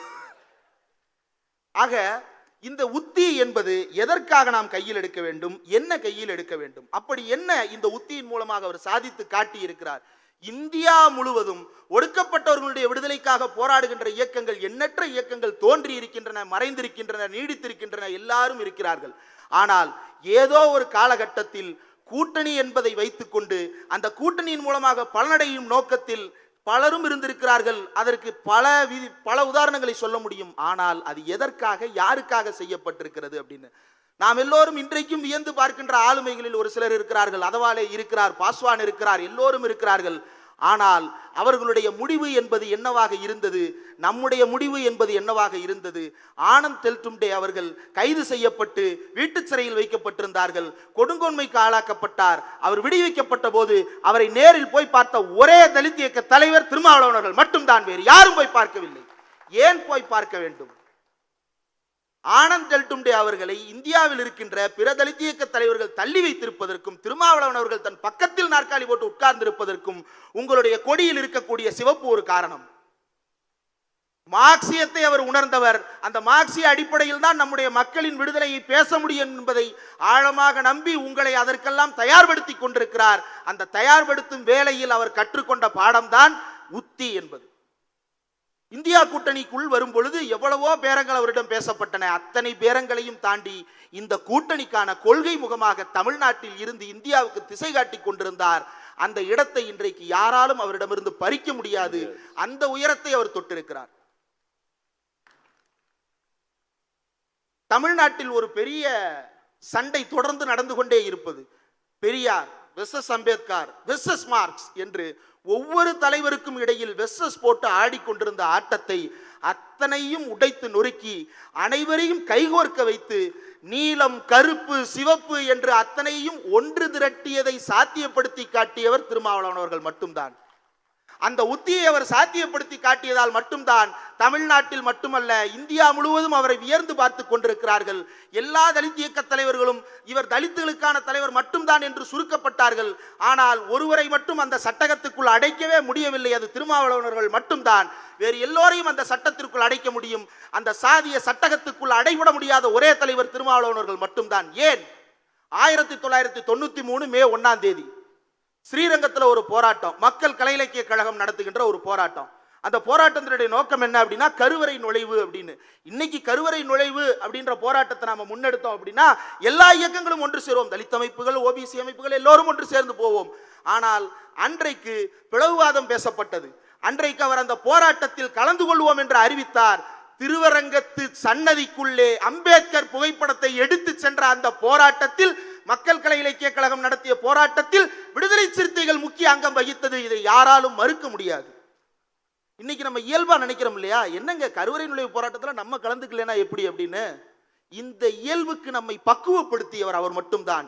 அதற்கு முன்னால கோயிலுக்குள்ளே நுழைவிட மாட்டாங்க, நீ என்ன கருவறை நுழைவு, நம்ம மக்களை திசை திருப்பாதே என்று சொன்னார்கள். அதை தாண்டி அதை சாத்தியப்படுத்தி காட்டினார். இன்றைக்கு திரைப்படங்கள் எடுக்கலாம், இசை விழாக்கள் நடத்தலாம், பல்வேறு மேடைகள் போட்டு இலக்கிய விழாக்கள் நடத்தலாம். ஆனால் அதையெல்லாம் மக்கள் புரிந்து கொள்ளுவதற்கு ஏற்ற வகையில் 30 ஆண்டுகளாக இந்த மண்ணை புடம் போட்டு தயார்படுத்தி வைத்திருக்கிறார் திருமாவளவன். அந்த தயார்படுத்தப்பட்ட பண்படுத்தப்பட்ட நிலத்தின் மீதுதான் இன்றைக்கு திரைப்படங்களும் இசை நிகழ்ச்சிகளும் இலக்கிய விழாக்களும் நடந்து கொண்டிருக்கின்றன. அது இல்லாவிட்டால் என்ன நடந்திருக்கும்? தனிமைப்பட்டு போயிருக்கும். ஆனால் அவரை பார்த்து சொல்லுகிறீர்கள் நீங்கள் எங்களை தனிமைப்படுத்துகிறார்கள் என்று. இதுதான் தமிழ்நாட்டில் இன்றைய அரசியல் நிலை. இந்த நிலைக்கு மத்தியில் தான் அவர் தன்னுடைய போராட்டத்தை முன்னெடுத்துக் கொண்டிருக்கிறார். மைக்கு தட்டும் சத்தம் கேட்கிறது, முடித்துக் கொள்ளுகிறேன் சீக்கிரமாகவே. ஒரு பிரச்சனை என்ன அப்படின்னா, அவர் இஸ்லாமியர்களின் பக்கம் நின்றால் அவர் நாட்டை பிளவுபடுத்த நினைக்கிறார் என்று முத்திரை குத்தப்பட்டார். ஓபிசிகளின் பக்கம் நின்றால் தலித்துகளுக்கு துரோகம் செய்கிறார் என்று முத்திரை குத்தப்பட்டார். ஒடுக்கப்பட்ட மக்களின் பக்கம் நின்று பேசினால் அவர் இந்து மதத்துக்கு எதிரானவர் என்று முத்திரை குத்தப்பட்டார். தமிழராக நின்று அவர் பேசினால் இந்தியாவுக்கு எதிரானவர் என்று முத்திரை குத்தப்பட்டார். அது எதை பற்றியும் கவலை கொள்ளாமல் அந்த முத்திரைக்கெல்லாம் ஏதோ ஒரு வகையில் தன்னை அடகு வைத்துக் கொள்ள நினைத்தார்கள் பல தலைவர்கள். ஆனால் அப்படி அடகு போகாமல் இந்த மக்களின் மானத்தை காத்து இந்த மேடையில் அவர் அமர்ந்திருக்கிறார் என்றால் அதுதான் அவருடைய அரசியல் உத்தி. இந்த மண்ணில் நாம் அத்தனை பேரும் சமத்துவமாய் வாழ வேண்டும் என்றால் அனைவரும் பொது நீரோட்டத்தில் இணைய வேண்டும். இந்த பொது நீரோட்டத்திலிருந்து விலகும் வேலையை செய்யாதீர்கள் என்பதை ஆரம்பம் முதல் எச்சரித்து வரும் ஒரே தலைவர் திருமாவளவன் அவர்கள் மட்டும்தான். அந்நியப்படுத்தும் நோக்கில் பல சக்திகள் உலாவுகின்றன. அவற்றையெல்லாம் உடைத்து சுக்குநூறாக்கிவிட்டு இன்றைக்கும் அவர் பேசிக் கொண்டிருக்கிறார், எழுதி கொண்டிருக்கிறார், மக்களோடு உரையாடி கொண்டிருக்கிறார். அந்த நட்சத்திரத்தில் இருக்கக்கூடிய 5 முனைகள் சாதி ஒழிப்பு, பெண் விடுதலை, பாட்டாளி வர்க்க விடுதலை, தமிழ் தேசியம், ஏகாதிபத்திய எதிர்ப்பு, இந்த 5 புள்ளிகளில் இருந்து எந்த எல்லையிலும் விலகாத ஒரு தலைவராக அவர் மட்டும்தான் இன்றைக்கு இருந்து கொண்டிருக்கிறார். அது அவருடைய உத்தியினால் சாத்தியப்பட்டது. வெறுமன உழைப்பு உழைப்பு உழைப்பு என்ற ஒரு உழைப்பை மட்டும் செலுத்தி இருந்தால் அவரும் இன்றைக்கு ஒரு பெரிய பேச்சாளராக இருந்திருப்பார். ஆனால் அந்த உழைப்பு எதற்காக செலுத்தப்படுகிறது என்பதை அறிந்து திட்டம் வகுத்து அந்த திட்டத்திற்கு ஏற்றார் போல உங்களையும் திரட்டி கோட்டையை நோக்கி அணிதிரட்டி போக செல்கிறார் இல்லையா, அதுதான் உத்தி. அந்த உத்தி இல்லாத உழைப்பு என்பது வீணாக போய்விடும். ஆசையை துறந்த புத்தன் அல்ல அவர். தனது தொண்டர்களின் ஆசையை, தொண்டர்களின் தேவையை, தனது மக்களின் தேவையை நிறைவேற்ற துடிக்கின்ற சாம்ராட் அசோகர் அவர். அவரை புத்தராக துறவு கோலம் பூண வைக்காதீர்கள். அவரை தனிமைப்படுத்த நினைக்காதீர்கள். அந்த தலைவனை உயர பறக்க விடுங்கள். அந்த தலைவனை நீங்கள் எந்த கூண்டுக்குள்ளும் அடைக்க முயற்சி செய்தால் அதை உடைக்கத்தான் அவர் முயற்சி செய்வாரே தவிர அவர் அதற்குள் மாட்டிக்கொள்ளவே மாட்டார். இதை நாம் உணர்ந்து கொண்டு அவரோடு நாம் பயணத்தை தொடர வேண்டும் என்பதுதான் என்னுடைய ஒரே விஷயம். சமீபத்தில் ஒரு புத்தகம் ஒன்றை வாசித்தேன், liberation panthers and the Dalit challenges to Hindutva in Tamil Nadu என்று. மீனா கந்தசாமி அவர்களும் ஹியூகோ கோரிஞ்ச் அவர்களும் எழுதிய அந்த நூலில் திருமாவளவன் அவர்களிடம் ஒரு பேட்டியாக ஒரு சில விஷயங்களை கேட்டு எழுதி இருக்கிறார்கள். I took Periyar into the villages and spoke about him in meetings, saying Ambedkar and he are the one and the same. Both fought for the anti-caste annihilation and against Brahmin domination. Both wanted to uproot Hindutva and both criticized Sanatana Dharma என்று அவர் அந்த நூலில் சுட்டிக்காட்டி இருக்கிறார். இதை புரிந்து கொள்ளாமல் பெரியாருக்கும் அம்பேத்கருக்கும் சிண்டு முடியும் வேலை ஒன்று நடந்து கொண்டிருக்கிறது. அதனை நாம் எந்த காலத்திலும் அனுமதித்து விடக் கூடாது. இன்றைக்கும் எடுத்து பாருங்கள், திருமாவளவன் ஃபார் ஓபிசிஸ் என்று கூகுளில் தேடி பாருங்கள். இந்த ஓபிசி மக்களுக்காக அவர் நாடாளுமன்றத்திலும் மக்கள் மன்றத்திலும் நடத்திய போராட்டங்கள் எத்தனை என்பது தெரிய வரும். 2020ஆம் ஆண்டு மெடிக்கல் சீட்டுகளில் ஓபிசிகளுடைய இடங்களில் 50% ஆல் இந்தியா கோட்டா இடஒதுக்கீட்டை முறைப்படுத்தி தர வேண்டும் என்று போராட்டத்தை முன்னெடுத்த ஒரே அமைப்பு விசிக மட்டும்தான் முதலில் அதை பேசியது. அதற்கு பிறகுதான் மற்ற இயக்கங்கள் அதில் இணைந்து கொள்ள தொடங்கினார்கள். புதிய கல்விக் கொள்கை என்று வந்தபோது இது ஓபிசிக்களை குறிவைத்து வேலை செய்ய தொடங்கி இருக்கிறார்கள் என்று அவர் எச்சரித்தார். அவர் எச்சரித்தது போலவே சில மாதங்களிலேயே விஸ்வகர்மா என்று ஒரு திட்டத்தை கொண்டு வந்தார்கள். குலக்கல்வி முறையில் அவர்களுக்கு குலச்சாதி தொழிலை மட்டுமே சொல்லித்தர வேண்டும் என்று ஒரு முறையை கொண்டு வந்தார்கள். அன்றே அதை எச்சரித்து சொன்னார். அப்போ அவர் ஒரு இயக்கத்துக்கு தலைவராக இருப்பதன் மூலமாக இந்த மக்கள் அனைவருக்கும் வழிகாட்டியாக அவர் விளங்கிக் கொள்ள வேண்டும் என்பதுதான் நாம் நினைப்பது. அவரும் அதைத்தான் விரும்புகிறார். அவர் ஒரு கூண்டுக்குள் அடைபட போபவர் அல்ல. 2 நிமிஷம். இந்த இயக்கத்தை பார்த்து பிஜேபி அவ்வளவு பயப்படுகிறது. காரணம் என்னவென்றால், நாஞ்சில் சம்பத் அவர்கள் இந்த நிகழ்ச்சியின் தொடக்கத்திலேயே குறிப்பிட்டது போல அந்த மனு தர்ம சாஸ்திர நூலை கொளுத்துகின்ற வலிமை என்பது அம்பேத்கருக்கும் பெரியாருக்கும் பிறகு அவருக்கு மட்டும்தான் இருந்தது. அதனை கொளுத்தி காட்டினார். கொளுத்தியதற்கு பிறகு பலரும் பின்வாங்கி இருக்கிறார்கள். கொளுத்தியதற்கு பிறகு பலரும் அதிலிருந்து மாற முயற்சி செய்வார்கள். ஆனால் அப்படி எந்த முயற்சியும் இல்லை. ஆமா கொளுத்துவேன், ஏன் கொளுத்துவேன்றதை நான் மேடையா சொல்லுவேன். கேஸ் போடுறியா போடு. இது அப்படியே 1930களில் பெரியார் செய்தார். நீதிமன்றத்தை எதிர்த்து நான் பேசுவேன், வழக்கு போடு. நீதிமன்றத்துக்கு உள்ளேயே இந்த பார்ப்பன மன்றத்தில் எனக்கு நீதி கிடைக்காது என்பதை நான் பேசுவேன் அப்படின்னு சொல்லிட்டு பேசினார். அதே போல இந்த மனு தர்மத்தை அவர் கொளுத்தியது ஏன் என்று பலரும் நினைத்தார்கள். அதான் வழக்கொழிஞ்சு போச்சு, அந்த நூல் இன்னைக்கு யாரும் பின்பற்றுறது இல்லையேன்னு. அவர் கொளுத்திய 2 வருஷத்துல சென்னை உயர்நீதிமன்றத்தில் ஒரு வழக்கில் மனு தர்ம சாஸ்திரத்தை மேற்கோள் காட்டி ஒரு தீர்ப்பு வழங்கப்பட்டது. இதே அரங்கில் உதயநிதி ஸ்டாலின் அவர்கள் பேசிய அந்த வழக்கில் அனிதா சுமந்த் அவர்கள் கொடுத்த தீர்ப்பில் மனுவை மேற்கோள் காட்டி இருக்கிறார். அம்பேத்கர் உருவாக்கி தந்த நீதிமன்றத்தில், அம்பேத்கர் உருவாக்கி தந்த அரசியலமைப்பு சட்டத்தின்படி தீர்ப்பு வழங்க வேண்டிய நீதிமன்றம் மனு தர்மத்தை மேற்கோள் காட்டியது என்றால் மீண்டும் ஒரு முறை கொளுத்தி தாருங்கள், அந்த புத்தகத்தின் சாம்பலை நாங்கள் ஆற்றில் கரைக்க காத்திருக்கிறோம் என்பதை உங்களிடம் தெரிவித்துக் கொள்ள விரும்புகிறேன். கூடுதலாக இன்றைக்கு இங்கு கூடியிருக்கின்ற விடுதலை சிறுத்தைகள் அனைவருக்கும் என்னுடைய கோரிக்கை ஒன்று இருக்கிறது. அவருடைய பேச்சுக்கள், எழுத்துக்கள் அவ்வப்போது தொகுக்கப்படுகின்றன என்பதை அறிகிறேன். அவை அனைத்தையும் ஒரு கூட்டு தொகுப்பாக இப்போதே வெளியிடத் தொடங்க வேண்டும். ஏனென்றால் எப்படி அம்பேத்கரை பற்றி நம்மிடமே வந்து பொய் சொல்லுகிறார்களோ, நாளை நம் முன்னால் வாழ்ந்த இந்த தலைவனை பற்றி நம் முன்னாலேயே பொய் சொல்ல வந்து நிற்பார்கள். அதற்கு எதிராக நீங்கள் உண்மையான உத்தி ஒன்றை கையாள வேண்டும் என்றால் அவருடைய பேச்சுக்களையும் எழுத்துக்களையும் பாகம் பாகமாக இப்போதிருந்தே தொகுத்து அதை ஒற்றை குடையின் கீழ் வெளியிடத் தொடங்க வேண்டும். பல்வேறு இடங்களில் இருக்கக்கூடிய வெளியீடுகளை எல்லாம் ஒரே குடையின் கீழ் தொகுக்க வேண்டும். அந்த தொகுப்புகளின் ஊடாக நாளை அவர் சரித்திரமாக ஆவணப்படுத்தப்பட வேண்டும். அந்த சரித்திரம் இப்போதே நிறைவு பெறப் போவது இல்லை, இன்னும் விரிவுபடத்தான் போகிறது. அந்த விரிவுபடுத்தப்படும் வரலாற்றையும் ஆவணப்படுத்த தவறிவிடாதீர்கள். இன்றைக்கும் அம்பேத்கரையும் பெரியாரையும் நம் மத்தியில் சரியாக பேசிக் கொண்டிருக்கின்ற ஒரே தலைவராக அவர் மட்டும்தான் இருக்கிறார் என்பதை நாம் மறந்துவிடக் கூடாது. ஏனென்றால் பாஜகவோடு கூட்டணிக்கு போன பல தலித் இயக்க தலைவர்கள் அம்பேத்கரே இந்து மதத்தை ஏற்றுக்கொண்டார் என்கின்ற ரீதியில் கீழே கேமராக்களுக்கு வெளியே சில இடங்களில் பேசுவதை கூட பார்க்க முடிகிறது. அப்படி எந்த இடத்திலும் அவர் பேசுவதை பார்க்க முடியாது. அம்பேத்கரை அம்பேத்கராகவே, பெரியாரை பெரியாராகவே புரிந்து கொண்ட ஒரு தலைவன் கிடைப்பதற்கு நாமெல்லாம் என்னதவம் செய்தனோ என்று ஆச்சரியப்படும் வகையில் அவர் செயல்பட்டு கொண்டிருக்கிறார். அந்த இடத்தை அவர் விட்டுவிடக் கூடாது. அதற்கு காரணம் அவருடைய உத்திகள். அந்த உத்திகள் சரியான திசையில் பயணித்துக் கொண்டிருக்கின்றன. அனைவரையும் உள்ளடக்கி பயணித்துக் கொண்டிருக்கிறது. அனைவரையும் ஒரு படி மேலே ஏற்றி செல்வதற்கு பயணித்துக் கொண்டிருக்கிறது.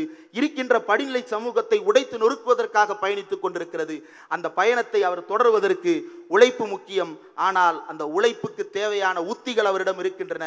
அந்த உத்திதான் அவர் பெற்ற அங்கீகாரத்துக்கும் காரணம். இந்த சனாதனம் நிலவுகின்ற நாட்டில் உனக்கான அங்கீகாரத்தை நாங்கள் உரிய முறையில் தரமாட்டோம் என்று எவ்வளவோ மறுத்து பார்த்தார்கள்.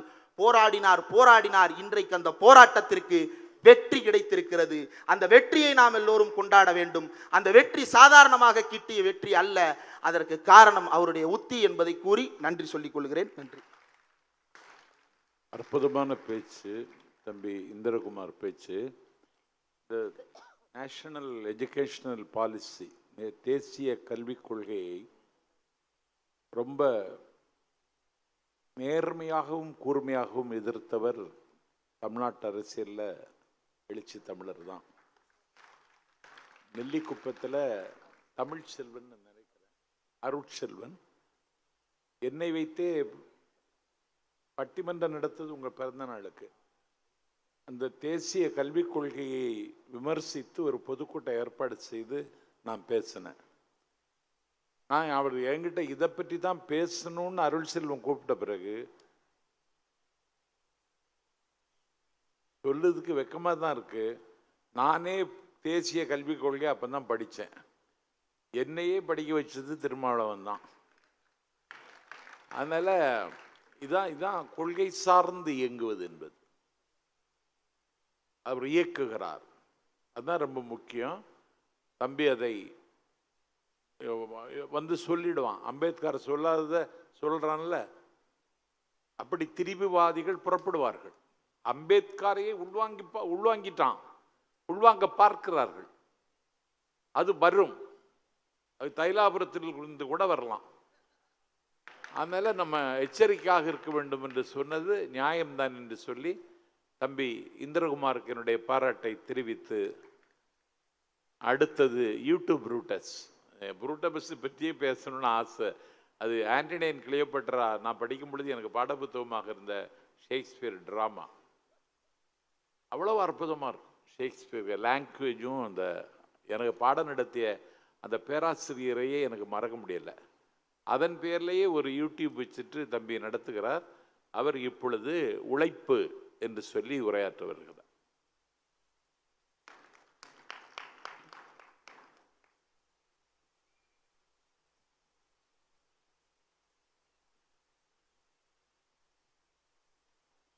மேடையில் எழுச்சி தமிழர் இருக்கும் பொழுது மைக்கு கூட தலை குனியக்கூடாது. மைக்கையே தலைகுனிய விடாத தலைவர் நம்மளை தலைகுனிய விட்டுருவாரா? எழுச்சி தமிழர் அவர்களுக்கு எங்களுடைய பிறந்தநாள் வாழ்த்துக்களை தெரிவிச்சுக்கிறோம். தனித்தனியாக சொல்வதற்கு நேரம் இல்லை, ஏன்னா ரொம்ப ஸ்ட்ரிக்டான ஆஃபீஸர் இன்றைக்கி நம்ம நடுவராக கிடச்சிருக்காரு. 7 நிமிடத்தை தாண்டி போச்சுனாக்கா அவ்வளோதான், மைக்கை தட்ட ஆரம்பிச்சிடும் அப்படின்னு அங்கேயும் சொல்லி ஆரம்பிச்சிருக்காரு. அதனால் நேரடியாக நம்ம விஷயத்துக்குள்ள வந்துடும், சுற்றி உழைச்சி பேச விரும்பலை. ஆனால் பாவம் இந்திரகுமார் நினச்சதான் ரொம்ப பரிதாபமாக இருக்கிறது. விடிய விடிய உட்காந்து நோட்ஸ்லாம் எடுத்துகிட்டு வந்தாப்புல அமைப்பாய் திருவள்ளம் புத்தகம் நான் தான் கொடுத்து விட்டேன், போய் பட்றா தம்பி அப்படின்னு சொல்லிட்டு எடுத்துகிட்டு அந்த யுக்தியை பற்றி கேட்டாப்புல அந்த பக்கத்தையும் நான் தான் அனுப்பிச்சி விட்டேன் வாட்ஸ்அப்பில், இந்த பக்கத்தில் இருக்கு படிச்சுட்டு வா. விடிய விடிய உட்காந்து நோட்ஸ் எடுத்துகிட்டு நீங்கள் பார்த்துருப்பீங்க, பேசுகிறதுக்கு முன்னாடி வரைக்கும் புள்ளியை கூட வைக்காமல் கமா தான் போட்டுட்ருக்காப்புல, புள்ளி வச்சா முடிச்சிருவோமே அப்படின்னு. ஆனால் கடைசியில் தீர்ப்பு என்னவோ உடைப்புன்னு தான் கொடுத்து முடிக்க போகிறாரு தலைவர். ஆனால் அது தெரியாமல் அவர் உட்காந்து நோட்ஸ்லாம் எடுத்துகிட்டு இருக்காரு. ஏன்னா உடைக்கிற மக்களுடைய கூட்டம் நம் கூட்டம். சும்மா உடைக்காமலேயே ஒரு 3% கூட்டம் உட்காந்து இங்கே எல்லா வளங்களையும் தின்று கொழுத்து பெருத்து கொண்டிருக்கிறதல்லவா, அந்த 3% கூட்டம் நம்ம இல்லை, உழைக்கிற கூட்டம் நம் கூட்டம். இந்த உழைக்கிற மக்கள் மணி 1:42 இவ்வளவு மக்கள் நாம் எதற்காக ஒன்று கூடியிருக்கிறோம் என்றால், இந்த உழைக்கிற மக்களுக்காக உழைக்கக்கூடிய ஒரு தலைவர்.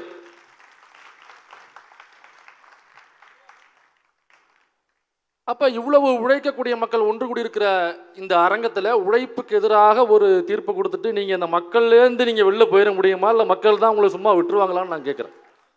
பூரா உழைக்கக்கூடிய மக்கள். அதனால ஏன்னா நான் ஏதோ நடுவரை மிரட்டி தீர்ப்பு வாங்குறேன் அப்படின்னு யாரும் நினைச்சிடக்கூடாது. யூடியூப் ரூட்டர்ஸ் ஒருபோதும் அதை செய்வதில்லை.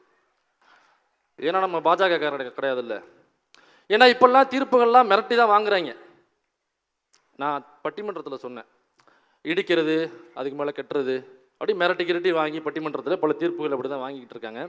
அதனால் நாம் ஒருபோதும் அந்த வேலையை செய்கிறதில்லை. இந்த 1:43 நான் 11:30 மணிக்கே 14வது கொட்டாயை விட ஆரம்பிச்சிட்டேன். ஏன்னா தூக்கம் கண்ணை சொக்க ஆரம்பிச்சிருச்சுன்னு சுந்தரவழி தோழர் வேறு கேட்டுகிட்டே இருந்தாங்க, என்ன தூக்கம் வந்துருச்சாடான்னு. ஆனால் பாருங்கள் 1:43 ஆகுது, அந்த மனுஷன் எவ்வளோ பிரிஸ்காக உட்காந்துருக்காரு பாருங்க. 1:43. நான் அவர் கூட ஒரு நாள் உட்காந்து பேசிக்கிட்டு இருந்தேன், தலைவருக்கு ஞாபகம் இருக்குன்னு நினைக்கிறேன். ஒரு நாள் அலுவலகத்தில் உட்காந்து பேசிக்கிட்டு இருந்தோம். அப்போ மணி கரெக்டாக 2:30. நம்ம பாலசிங்கன் தான் கூட இருந்தாங்க, தலைவர், நான், மகிழ்நன், அப்புறம் சங்கத்தமிழன் தோழர், அப்புறம் பாலசிங்கண்ண எல்லாம் உட்காந்து பேசிகிட்டு இருக்கும் பொழுது பல விஷயம் பேசிக்கிட்டு இருக்கோம். நாங்கள் போனது 11:30லேருந்து 2:30 மணி வரைக்கும் எங்ககிட்ட பேசிகிட்டு இருக்காரு.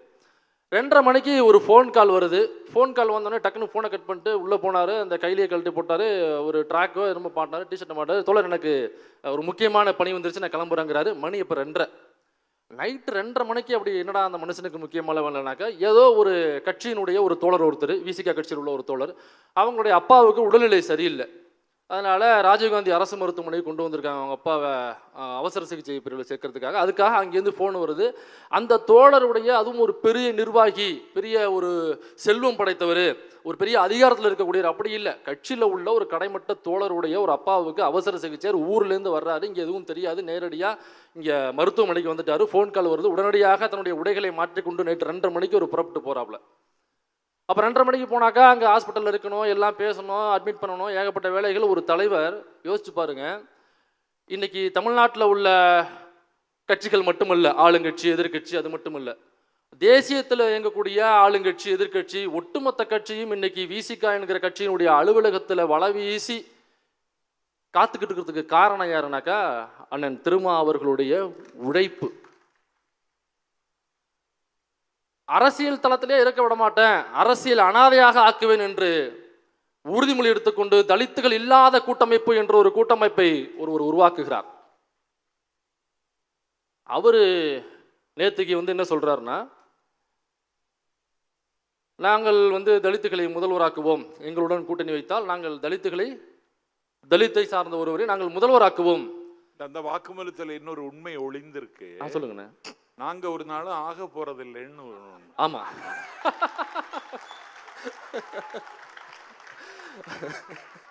முதல்வர் இல்லைண்ணே. அண்ணே முதல்வர் இல்லை, முதல்வர் எம்பி ஆக்க சொல்லுங்க. சொந்த சாதி மக்களையே உடைத்து சுரண்டுகிற ஒரு தலைவனை எப்படி இந்த சாதியை சார்ந்த மக்கள் நம்புவார்கள்? வன்னியர் சமூகத்தை சார்ந்த மக்களையே அந்த தலைவரை நம்பல. ஏன்னாக்கா தன்னை உழைத்து சுரண்டி தின்னு கொழுத்து திங்கிற ஒருவர் என்று அந்த மக்கள் கண்டுக்கிட்டாங்க. உன்னாலே ஜெயிக்க முடியல, எம்பியா ஜெயிக்க முடியல, நீ வந்து தலித் சமூகத்தை சார்ந்த ஒருத்தரை தலைவராங்கனாக்கா இதை விட எப்படி ரூம் போட்டு சிரிக்கிறதுன்னு எங்களுக்கு தெரியல. அப்ப ஒரு தலித் சமூகத்தை சார்ந்தவரை இந்த சமூகத்திலிருந்து இந்த அரசியலிருந்து அனாதையாக்குவேன் என்று தலித் அல்லாத கூட்டமைப்பு உருவாக்கிய ஒருவர் நடு ரோட்டுக்கு வந்து பிரஸ்ஸை வச்சுக்கிட்டு நான் தலித் சமூகத்தை சார்ந்தவரை முதல்வராக்குவேன் அப்படிங்கிற ஸ்டேட்மெண்ட். நான் என்ன சொல்ல வரேனாக்கா, இந்த ஸ்டேட்மெண்ட் கவனிங்க. ஒருத்தன் எங்க இருந்த அந்த ஸ்டேட்மெண்ட், நான் தலித் அல்லாத கூட்டமைப்பு என்று உருவாக்கிய ஒருவர் தலித்தை நான் முதல்வராக்குவேன் அப்படிங்கிற ஸ்டேட்மெண்ட்டுக்கு நகர்த்தினது இருக்குல்ல, இதுதான் எழுச்சி தமிழருடைய உழைப்பு. இங்கதான் நிற்கிறாரு அண்ணன் தொல் திருமாவளவன் அவர்கள். சிதம்பரத்தில் குறிப்பாக எம்பியாக நிற்கிறாரு அப்படின்னாக்கா அங்கே பட்டியல் சமூக ஓட்டு அதிகமாக இருக்குது, ப்ளஸ் கூட்டணி கட்சிகள் அங்கங்கே ஓட்டு வந்துடும், நம்ம ஜெயிச்சிடலாம் அப்படிங்கிறது மட்டும் அதுக்குள்ளே கிடையாது. அப்படி இருந்தாக்கா அது உக்தின்னு சொல்லலாம். நம்ம இந்திரகுமார் ஐயா கவிஞர் நந்தலாலா கூட இருக்கார் அதெல்லாம். ஸோ அவங்க அது யுக்தி அப்படின்னு சொல்லலாம். ஆனால் அதுக்கு பின்னாடி உழைப்புன்னு ஒன்று இருக்குது பாருங்கள், அதை தான் கவனிக்கணும். முக்கியமான விஷயம் என்னென்னா, நந்தன் சொல்றாரு, ஐயா என்னை வந்து சிதம்பரத்துக்கு கூட்டு போங்க அப்படின்னு சொல்லும் பொழுது அந்த பார்ட்னர் சமூகத்தை சார்ந்தவர் சொல்றாரு, பட்டியல் அந்த சாதியின் பெயரை சொல்லியே சொல்றாரு, பறையர் நீ வந்து உன்னையெல்லாம் நான் இழுத்துட்டு போகணுமாடா, நீ கோயிலுக்குள்ள வரணுமாடா, சிதம்பரம் உனக்கு தேவையாடா அப்படின்னு சொல்லி நந்தன் கிட்ட அந்த அந்த பார்ப்பனர் வந்து சொல்றாரு. அதே சிதம்பரத்துல அதே கோயிலுக்குள்ள அண்ணன் தொல் திருமாவளவன் அவர்களுக்கு மணிமகுடம் சூட்டப்படுது. யோசிச்சு பாருங்க, எங்கே இருந்து எங்க வந்திருக்கு பாருங்க டிராவல். இது உழைப்பு, இதுதான் உழைப்பு.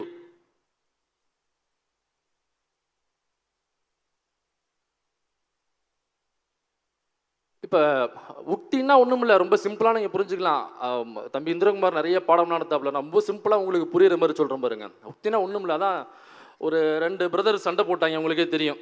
அந்த ஃபாதர் அவங்க பேரண்ட்ஸுக்கிட்ட வந்து ஒரு பழம் வந்துச்சு, அந்த பழம் எனக்கு தான் வேணும் அப்படின்னு சொல்லி சண்டை போட்டாங்க. அதான் முருகன் பிள்ளையார் அப்புறம் சிவன் பார்வதி அவங்க கையில் ஒரு பழம், ஒரு மாம்பழம் அவங்க கையில் போகுது. வேணாம் மாம்பழம் வேண்டாம், ஏன்னா மாம்பழம்னு சொன்னோடனே நம்ம ஆளுகளுடைய முகமெல்லாம் கொஞ்சம் கருகருன்னு செவந்திருச்சு. சம்சார்னு சொல்லுங்க. இல்லை மாம்பழம்னு பேப்பரில் எழுதி எங்கேயாவது பார்த்தா கூட நம்ம ஆளுங்க பிதிக்கி கொட்டையை எடுத்துடுறாங்க இப்போல்லாம். மாம்பழம் கொட்டையை சொல்கிறேன். அதனால மாம்பழம் வேண்டாம், வேற ஏதாவது நம்ம பழத்தை வச்சுப்போம். அப்படி ஒரு பழம் அவங்களுடைய கைக்கு போகுது. அதில் அந்த பிள்ளையாரு முருகன் 2 பேரும் சண்டை கொடுக்குறாங்க, எனக்கு தான் வேணும் எனக்கு தான் வேணும்னு சண்டை கொடுக்குறாங்க. அப்போ முருகன் என்ன பண்ணுறாப்புல, அவர் உழைக்கிறாப்புல. முருகன் தமிழ் கடவுள்னு சொல்கிறாங்க, எனக்கு கடவுள் மீது நம்பிக்கை இல்லை. ஏன்னாக்கா தந்தை பெரியார் அவர்கள் முதல்ல கடவுள் இல்லை கடவுள் இல்லை கடவுள் இல்லவே இல்லை என்று கல்வெட்டு வைத்த ஊரிலிருந்து புறப்பட்டு வந்தவன் இந்த யூடியூபர்ஸ் மைனர். அதனால எனக்கு கடவுள் நம்பிக்கை ஒருபோதும் கிடையாது. இப்போ தமிழ் கடவுள் முருகன் சொல்றாங்க, அவங்களுக்காக சொல்றேன். இப்போ அவர் என்ன பண்றாரு, ஒருவேளை தமிழ் கடவுள் இருக்கிறதுனால அவர் உழைப்பை நோக்கி போனார்னு நினைக்கிறேன். மயில் எடுத்துட்டு மேலே உட்காந்து போனாப்புல. இப்பெல்லாம் உட்காந்து போனாக்கா பிடிச்சி ப்ளூ கிராஸ்ல வந்து கேஸ் போட்டு விட்டுருவாங்க. போடு 2 கேஸை போடு. அவன் ட்விட்டரில் ஃபோட்டோ எடுத்து போட்டேன், சட்டம் எல்லாருக்கும் ஒன்று தானே, இவரை கைது செய்ய மாட்டாயான் 4 பேர் ட்விட்டர் அட்டாக் பண்ணாக்கா அடுத்த நாள் ஒரு எஃப்ஐஆர் உட்காருவாப்புல முருகர். அன்னைக்கு அதெல்லாம் கிடையாது இல்லையா. அப்போ மயில் மேலே உட்காந்து அவர் உழைப்பு, சுற்றி வரணும்னு சொல்லிட்டார் அப்பா அம்மா, வந்தாதான் பலன்னு சொல்லிட்டாங்க, அதனால சுற்றி வர்றாப்புல, அது உழைப்பு. இந்த யுக்தி இருக்கு பாருங்க, அதுதான் இந்த பிள்ளையார். இப்போ என்ன பண்ணுறாப்புல, அம்மா அப்பாவே கடவுள் மாதிரி தானே அப்படின்னு சொல்லி டபார்னு சுற்றி அந்த பழத்தை பிடிக்கிட்டு அப்படி. இப்போ யுக்தின்னா என்னன்னு பாருங்க, உழைப்பு என்னன்னு பாருங்க. அந்த மனுஷன் உழைச்சிட்டு வந்து நிற்கும் பொழுது பழம் கையில் இல்லை, காண்டாயிட்டாப்புல. இப்போ உழைப்புக்கும் யுக்திக்கும் இடையிலான வித்தியாசம் இதுதான். இப்போ இந்திரகுமார் சொல்லும் போது சொன்னாப்புல, இதெல்லாம் யுக்தி அமைப்பாய் திருவள்ளம்ல வந்து தலைவர் எழுதியிருக்காரு அப்படின்னு சொன்னாங்க. யுக்தி எஸ் உண்மைதான், யுக்தி வேணும், நான் வேணான்னு சொல்ல. அது ஒரு திட்டமிடல். கோட்டைக்கு போகணும், சட்டமன்றத்தில் ஆள் அனுப்பணும், பாராளுமன்றத்துக்கு நம்மளுடைய நபர்களை வந்து உள்ள அனுப்பணும் அப்படிங்கிறது யுக்தி. ஆனால் அந்த யுக்தியை மட்டுமே யோசித்து கொண்டு அல்லது யுக்தியை மட்டுமே எழுதி வைத்து கொண்டு உட்கார்ந்திருந்தால் அந்த யுக்தி ஒருபோதும் நிறைவேறாது. செங்கோட்டையை நோக்கி போகணும், பார்லிமெண்ட்டை நோக்கி போகணும் அப்படின்னாக்கா அந்த யுக்தியை நிறைவேற்றுவதற்கு தகுதியான உழைப்பை செலுத்த வேண்டும். அந்த உழைப்பை செலுத்தினால் மட்டும்தான் அந்த யுக்தியை நாம் நிறைவு செய்ய முடியும். அப்படி இல்லைனாக்கா நம்ம வெறுமனே திட்டத்தை மட்டுமே தீட்டிட்டு உட்காந்துருக்க வேண்டியதுதான். கருவறை போராட்டம் பற்றி இந்திரகுமார் பேசும்போது சொன்னாப்புல, மக்கள் கலை இலக்கியத்திலேருந்து கருவறை போராட்டம் பண்ணும் பொழுது உள்ளே போனாங்க. முதல் முறையாக அந்த கருவறை போராட்டம் நடந்துச்சு அப்படின்னாரு. அதற்கு முன்னாடியே ஒரு கருவறை போராட்டம் நடந்திருக்கு இந்திரகுமார். அது வந்து காஞ்சிபுரத்தில் தோழர் தேவநாதன் ஒருத்தர், அவர் கருவறை முக்கியமான கருவறை போராட்டம். அதெல்லாம் பாருங்க, ஒடுக்கப்பட்டவர்களும் ஒடுக்கப்பட்டவர்களாக இருக்கக்கூடிய பெண்கள் எந்த சமூகத்தில் பிறந்தாலுமே அவங்க சூத்திரருக்கு சமம் தான் சொல்லுது. ஒடுக்கப்பட்டவர்களும் ஒடுக்கப்பட்டவர்களாக இருக்கக்கூடிய பெண்களை ஒரு கருவறைகளுக்கு கூட்டு போய் அப்பவே அவர் அந்த புரட்சியெல்லாம் பயங்கரமான அதுக்கு பின்பு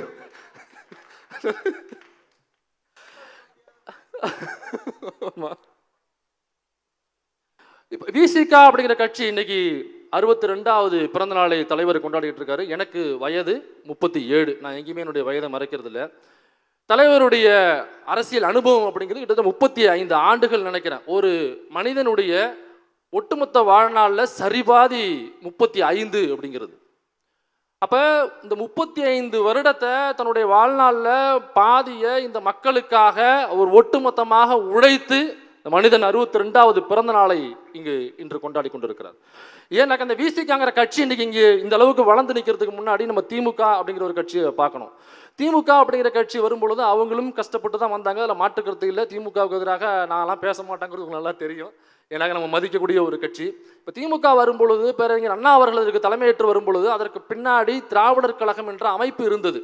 ஒரு செட்டப் இருந்துச்சு, தமிழ்நாடு முழுக்க அந்த செட்டப் இருந்துச்சு. எவ்வாறு பிரச்சாரம் செய்வது, கொள்கையில் கொண்டு போய் சேர்க்கறது, போர்ப்படை தளபதிகளை எவ்வாறு சூஸ் பண்ணுறது, என்ன கொள்கை, யாரை எதிரியாக ஃபிக்ஸ் பண்ணுவது, எல்லாமே ரெடியாக இருந்துச்சு. அதற்கான உழைப்புங்கிறது செலுத்தினாங்க. அதுதான் அரசியல் வடிவமாக மாறும் பொழுது அந்த எக்ஸ்பீரியன்ஸ் இருக்குது அவங்கக்கிட்ட. அந்த அமைப்பாய் வேலை செய்யும் பொழுது அவங்கள்ட்ட அந்த எக்ஸ்பீரியன்ஸ் இருக்குது. அப்போ அந்த போர்ப்படை தளபதியாக பேரறிஞர் அண்ணா அவர்கள் அதை அரசியல் கட்சியாக மாற்றும் பொழுது ஏற்கனவே செஞ்ச அதே வேலையை அரசியல் கட்சிகளை செய்கிறாங்க. அவங்களுக்கு அதுக்குன்னு அதை நம்ம குறைச்சி மதிப்பிடலை. ஆனால் ஏற்கனவே ஒரு ஒரு எக்ஸ்பீரியன்ஸ் இருக்குது, அதை திரும்ப அப்படியே செலுத்துகிறாங்க. அதுக்கப்புறம் ஆட்சியை பிடிக்கிறாங்க. அந்த ஆட்சி இன்னைக்கு வரைக்கும் மு.க. ஸ்டாலின் அவர்கள் வரைக்கும் இன்னைக்கு வந்து நிற்குது. ஆனால் விசிகா என்கிற கட்சி அப்படி அல்ல. எழுச்சி தமிழர் என்பவர் அப்படி அல்ல. ஒரு தனி மனிதனாக, ஒற்றை மனிதனாக ஒரு அமைப்பை கட்டி எழுப்பி அதற்கு பின்பு ஒரு அரசியல் கட்சியாக மாற்றி கொள்கை என்ன, சித்தாந்தம் என்ன, கோட்பாடு என்ன அப்படிங்கிறதுக்கு முன்னாடி கொள்கைனா என்ன, கோட்பாடுனா என்ன, சித்தாந்தம்னா என்ன, ஜனநாயகம்னா என்ன, ஓட்டரசியல்னா என்ன, ஆயுதம் தாங்கிய போராட்டம்னா என்ன, நட்பு முரண்னா என்ன, பகை முரண்னா என்ன, எல்லாத்தையும் தன்னுடைய தொண்டர்களுக்கு விலக்கி வகுப்படுத்தி அரசியல் அமைப்பாக மாற்றி இப்போ திமுகவை பேசும்போது சொன்னாங்க, ஏற்கனவே போர்ப்படை தளபதியில் இருந்தாங்க, இந்த இவர் இந்த அவரு அப்படின்னு ஈஸியாக எடுத்து அவங்க பிக் பண்ணிக்கலாம். ஆனால் அந்த வாய்ப்பு விசிகாவில் இல்லை. அப்போ தலைவரை உட்காந்துட்டு உருவாக்கணும், ஒரு தளபதியை உருவாக்கணும், அவருன்னு பிக் பண்ணி அவங்கள உருவாக்கணும். ஒரு தலைமை ஆசிரியராக இருந்து உருவாக்கி இன்னைக்கு இந்த அமைப்பை இங்கே கொண்டு வந்து நிறுத்தி 2 பார்லிமெண்ட்டில் 2 பேரையும் சட்டமன்றத்தில் 4 பேரும் அனுப்பியிருக்காரு அப்படின்னாக்கா அது சாதாரண விஷயம் இல்லை. அது அந்த ஒற்றை மனிதருடைய உழைப்பு.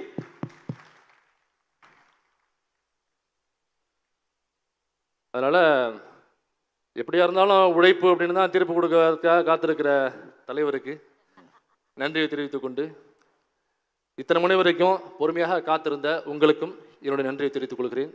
நன்றி, வணக்கம். கடைசியாக ஒன்று கேட்குறேன், நாமெல்லாம் காசுக்கு கொண்ட கூட்டமா?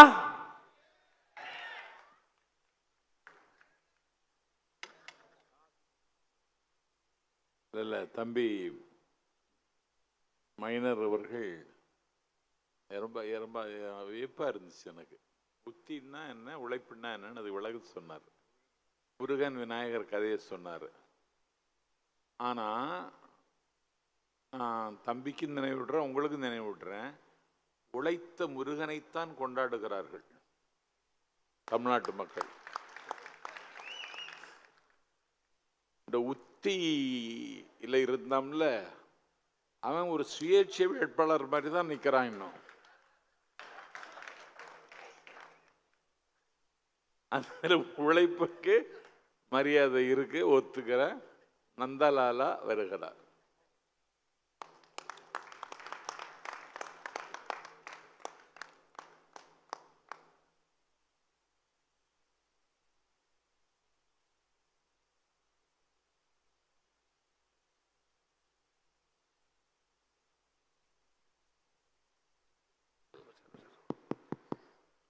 இதான் சார் யுக்தி,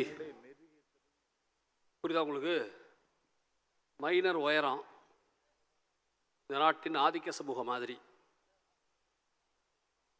நாம குட்டை இந்த ஒடுக்கப்பட்ட சமூகம் மாதிரி, நம்மளும் உயரப்போகணும்னா யுக்தி வேணும். ஒரு கட்டையை போட்டு ஏறி நிற்க தெரியணும், அவ்வளோதான். நான் விளையாட்டு சொல்ல நிஜமாகவே ஆகஸ்ட் 15 வந்து இந்தியாவோட சுதந்திர நாள். 17 வந்து எழுச்சி தமிழருடைய பிறந்த நாள். பிரமாதமான கொண்டாட்டம். உண்மையாகவே சொல்கிறேன். நான் வந்து அமெரிக்கா போயிருந்தபோது மார்ட்டின் லூதர் கிங் ஜூனியருடைய மெமோரியலில் நிற்கும்போது என்ன உணர்ச்சியோடு இருந்தேனோ அதே உணர்ச்சியோடு நான் நின்றேன். நான் இதை மனவிட்டு சொல்கிறேன்.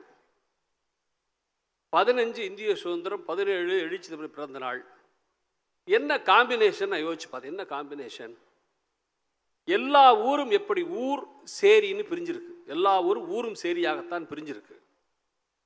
ஊருக்கு விடுதலை 15 என்றால் சேரிக்கு விடுதலை அண்ணன் திருமாவினுடைய பிறந்த நாள் என்று நான் நினைக்கிறேன்.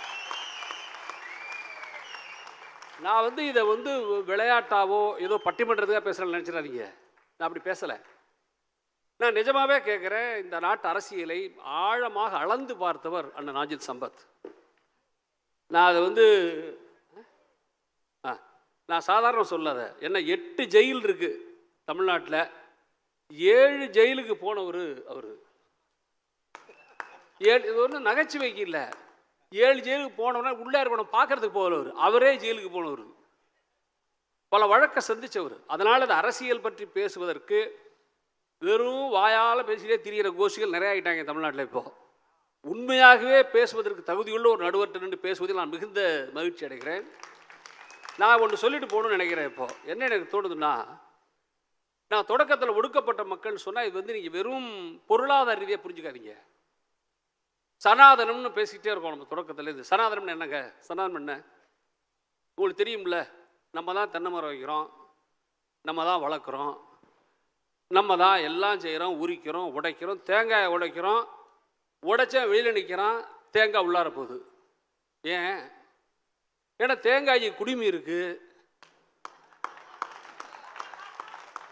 புரியுதா இல்லையா உங்களுக்கு? தேங்காய் குடிமி இருக்கு, உள்ளார போயிடுச்சு. இல்லாதவன் வெளில நிற்கிறான். நம்ம தான் நந்தவனம் வைக்கிறோம், நம்ம தான் பூ தொடுக்கிறோம், நம்ம தான் உரப்பெல்லாம் நம்ம தான் விளைவிக்கிறோம், எல்லாம் செஞ்சு பூ தொடுக்கிறோம். சரமாக்கின பிறகு சரம் உள்ளார போகுது, பூச்சரம். சரத்தை உருவாக்கின வெளில நிற்கிறான். எதனால? சரத்துக்கு நூல் இருக்கு, சரம் உள்ளார போகுது, நூல் எல்லாம் வெளில நிற்கிறான்ல. இந்த சமூக அந்தஸ்து இருக்குல்ல, இது ஒன்றும் சாதாரணமான இழிவல்ல ஒரு சமூகத்தில். யோசிச்சு பாருங்க, நான் சொல்ல உங்களுக்கு புரியும். அப்படியான ஒரு சமூகத்தை பிரதிநிதித்துவப்படுத்துகிற தலைவர் என்று பலரால் சொல்லப்படுகிற அவர் என்னப்பா ஒரு தலித் லீடர் அப்படி சொல்லலாம்ல? சிம்பிளா அப்படி சொல்லலாம். இப்போ சிம்பிளா புரியும். இஸ் எ தலித் லீடர் அப்படி சொல்ற நாட்டில் என்னுடைய சிறிய அரசியல் அறிவுக்கு எட்டிய வகையில் தமிழ்நாட்டின் 3வது பெரிய கட்சியாக தன் கட்சியை வளர்த்தெடுத்திருக்கிற திருமாவை என்ன சொல்வது? நான் இதை வேடிக்கையால சொல்ல, ஒரு சிம்பிள் அறைகூவல் மூலம், தன்னுடைய ஒற்றை வார்த்தையின் மூலம் இன்று தமிழ்நாட்டில் ஸ்தம்பிக்க வைக்க முடியும் என்றால் நான் அறிந்த அளவில் விடுதலை சிறுத்தைகளுக்கு மட்டும்தான் அது சாத்தியம் என்று நான் நினைக்கிறேன். இதெல்லாம் எங்கிருந்து வந்துச்சு? வெறும் உழைப்புன்னு நினைக்கிறீங்களா? இந்த பானை பிரச்சனை இருக்க, பானை பிரச்சனை அழகா சொல்லிட்டாங்க எல்லாருமே. உடையாத பானை. எங்கள் அண்ணன் நாஞ்சி சம்பத் செம மூடு நிகி பிரமாதமா பேசினாரு. நிஜமாவே உடையாத பானை கண்ணதாசன் பாட்டில் பானையிலே சோறு இருந்தால் பூனைகளும் சொந்தப்படான்னு தான் சொல்லியிருக்கான். ஆனால் பானையை சிறுத்தைக்கு சொந்தமாக்குனது யாரு? கண்ணதாசன் பார்வையில் கூட பானை பூனைன்னு தான் வந்துச்சு. நீங்கள் நல்லா தெரிஞ்சுக்கங்க. பல தலைவர்கள் வந்துட்டுருக்காங்க தமிழ்நாட்டுக்குள்ளே. பல பேர் நடிகன் இருக்கிறான், நடிகர்லாம் தலைவராக வர்றான். தலைவராக வர்றதுக்கு யார் ஒரு தாழ்த்தப்பட்டவரை முதலமைச்சராக்குவேன்னு சொல்கிறாரோ அவரே தான் அந்த நடிகரையும் வாங்க அரசியல் சேர்ந்து போவோம்னு கூப்பிடுறாரு. 2 ஒன்றா தான் நடிக்குது. இங்கே இருக்கிற அத்தனை சிறுத்தைகளும் சொல்கிறேன், படம் பார்த்து ஒரு ஹீரோ தான் வருவான். ஆனால் வாழும்போது மட்டும்தான் ஒரு தலைவன் வருவான்ங்கிறது நீ மனசில் வச்சுங்க. ஒரு அடிப்படை மக்களுடைய சிரமம் பசி தெரியாதவன் எப்படா எனக்கு தலைவராக இருப்ப? எனக்கு புரியல, அது இன்ன வரைக்கும் எனக்கு புரியல. நீங்கள் ஏன் நான் இன்னொன்று சொல்லிட்டு போகிறேன் உங்கள்கிட்ட. இயல்பாக சொல்லணும்னு சொன்னால், இந்த ட்ரோன் கேமரா பறந்துக்கிட்டே இருந்துச்சு, கவனிச்சிங்களா நீங்கள்? வளைச்சி வளைச்சி ஃபோட்டோ எடுச்சு ஒரு ட்ரோன் கேமரா. கிட்டத்தட்ட அரசியல் அப்படி தான் சார். நீங்கள் மேலே பறக்கிறத மட்டும் நம்பினீங்கன்னா ஏமாந்து போயிடுவீங்க. எல்லா பறத்தலுக்கும் கீழே ஒரு ரிமோட் இருக்குது. ரிமோட்டு தான் எல்லாத்தையும் இயக்குது. இந்த ரிமோட்டை இயக்கிறதுனால தான் எல்லாம் நடக்குதுன்னா நான் மனதார சொல்கிறேன், இந்திய அரசியலில் எவன் மேலே ஏறுவதும் இறங்குவதும் ரிமோட்டை வைத்திருக்கிற உழைப்பாளி மக்கள் கையில் இருக்கிறது என்பதை நீங்கள் தேசிய புரிஞ்சுக்குங்க. நான் யுக்தி என்று சொல்ல ஒன்று சொல்லிட்டு போயிடுறேன். 2 குப்பை இருந்துச்சுங்க, தெரியுமா உங்களுக்கு? கார்பரேஷனில் சொல்கிற மாதிரி சொல்கிறேன். ஒன்று மக்கும் குப்பை, மக்கா குப்பை. மக்கும் குப்பை கிட்டத்தட்ட அண்ணன் திருமா, மரியாதைக்குரிய முதல்வர் ஸ்டாலின்லாம் சேர்ந்து அப்புறப்படுத்திட்டீங்க. நான் சொல்கிறது உங்களுக்கு புரியும் நினைக்கிறேன். கீழே இருந்தது மக்கும் குப்பை, அப்புறப்படுத்தாச்சு. மக்கா குப்பை என்ன செய்கிறதுன்னு தான் புரியலை. அந்த குப்பை மேலே இருக்கு, உங்களுக்கு புரிஞ்சுதுன்னா பொழைச்சிக்குவீங்க. மேலே இருக்கிற ஒரு மக்கா குப்பை இருக்குல்ல, அந்த குப்பையை அகற்றுவதற்கு இந்தியா என்கிற கூட்டணி அமைத்து, உண்மையாகவே சொல்கிறேன், இந்த அம்பானி கல்யாணம் நடத்தினார்ல, கல்யாணம் 5000 கோடி கொடுத்த கல்யாணம் நடத்துகிறான் அந்த நாட்டில். 5000 கோடி. ஒரு சாதாரண ஏழை ஒரு பொண்ணை கல்யாணம் பண்ணி எவ்வளவு கஷ்டப்படுறான்னு ஒரு இன்ச்சு நினச்சிருந்தாங்கன்னா அந்த கல்யாணத்துக்கு போயிருப்பாங்களா? யோசிச்சு பாருங்க. எனக்கு அந்த விதத்தில் நான் மனசார சொல்கிறேன், அந்த திருமணத்திற்கு நேரடியாக அழைப்பு தரப்பட்டும் கூட போகாமல் இருந்த நண்பர் ராகுல் காந்தியை நான் நெஞ்சார மனதார வாழ்த்துகிறேன்.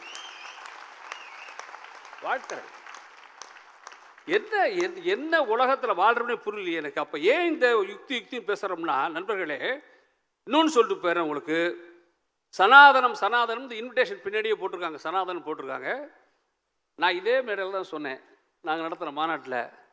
சனாதனம்னா அண்ணன் திருமா அவர்கள் என் தம்பி காட்டிய நூலில் விரிவாக எழுதியிருக்கார்.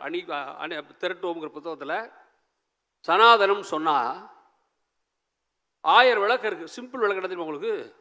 சனாதனம்னா கவர்னர்னு அர்த்தம். விளையாட்டு சொல்ல என்ன வண்டியரசு பார்த்துட்டு இருக்காரு. சனாதனம்னா எப்படி தெரியுமா உங்களுக்கு? சனாதனம் என்ன சார் மீனிங்? மாறாதது, மாற்ற முடியாதுன்னு அர்த்தம். மாறாதது, மாற்ற முடியாதுன்னா திருந்தாதுன்னு அர்த்தம். நான் சொல்ல சரிதானே? திருந்தாத ஜென்மம்னு ஒன்று சொல்லணும்ல, திருந்தாத ஜென்மம் இருந்த லாபமாக கண்ணதாசன். நான் என்ன கேட்குறேன், அப்போ சனாதனம்னா மாறாதது, திருந்தாது, ஈக்குவல் டு திருந்தாதது அப்படின்னா கவர்னர் அர்த்தம்.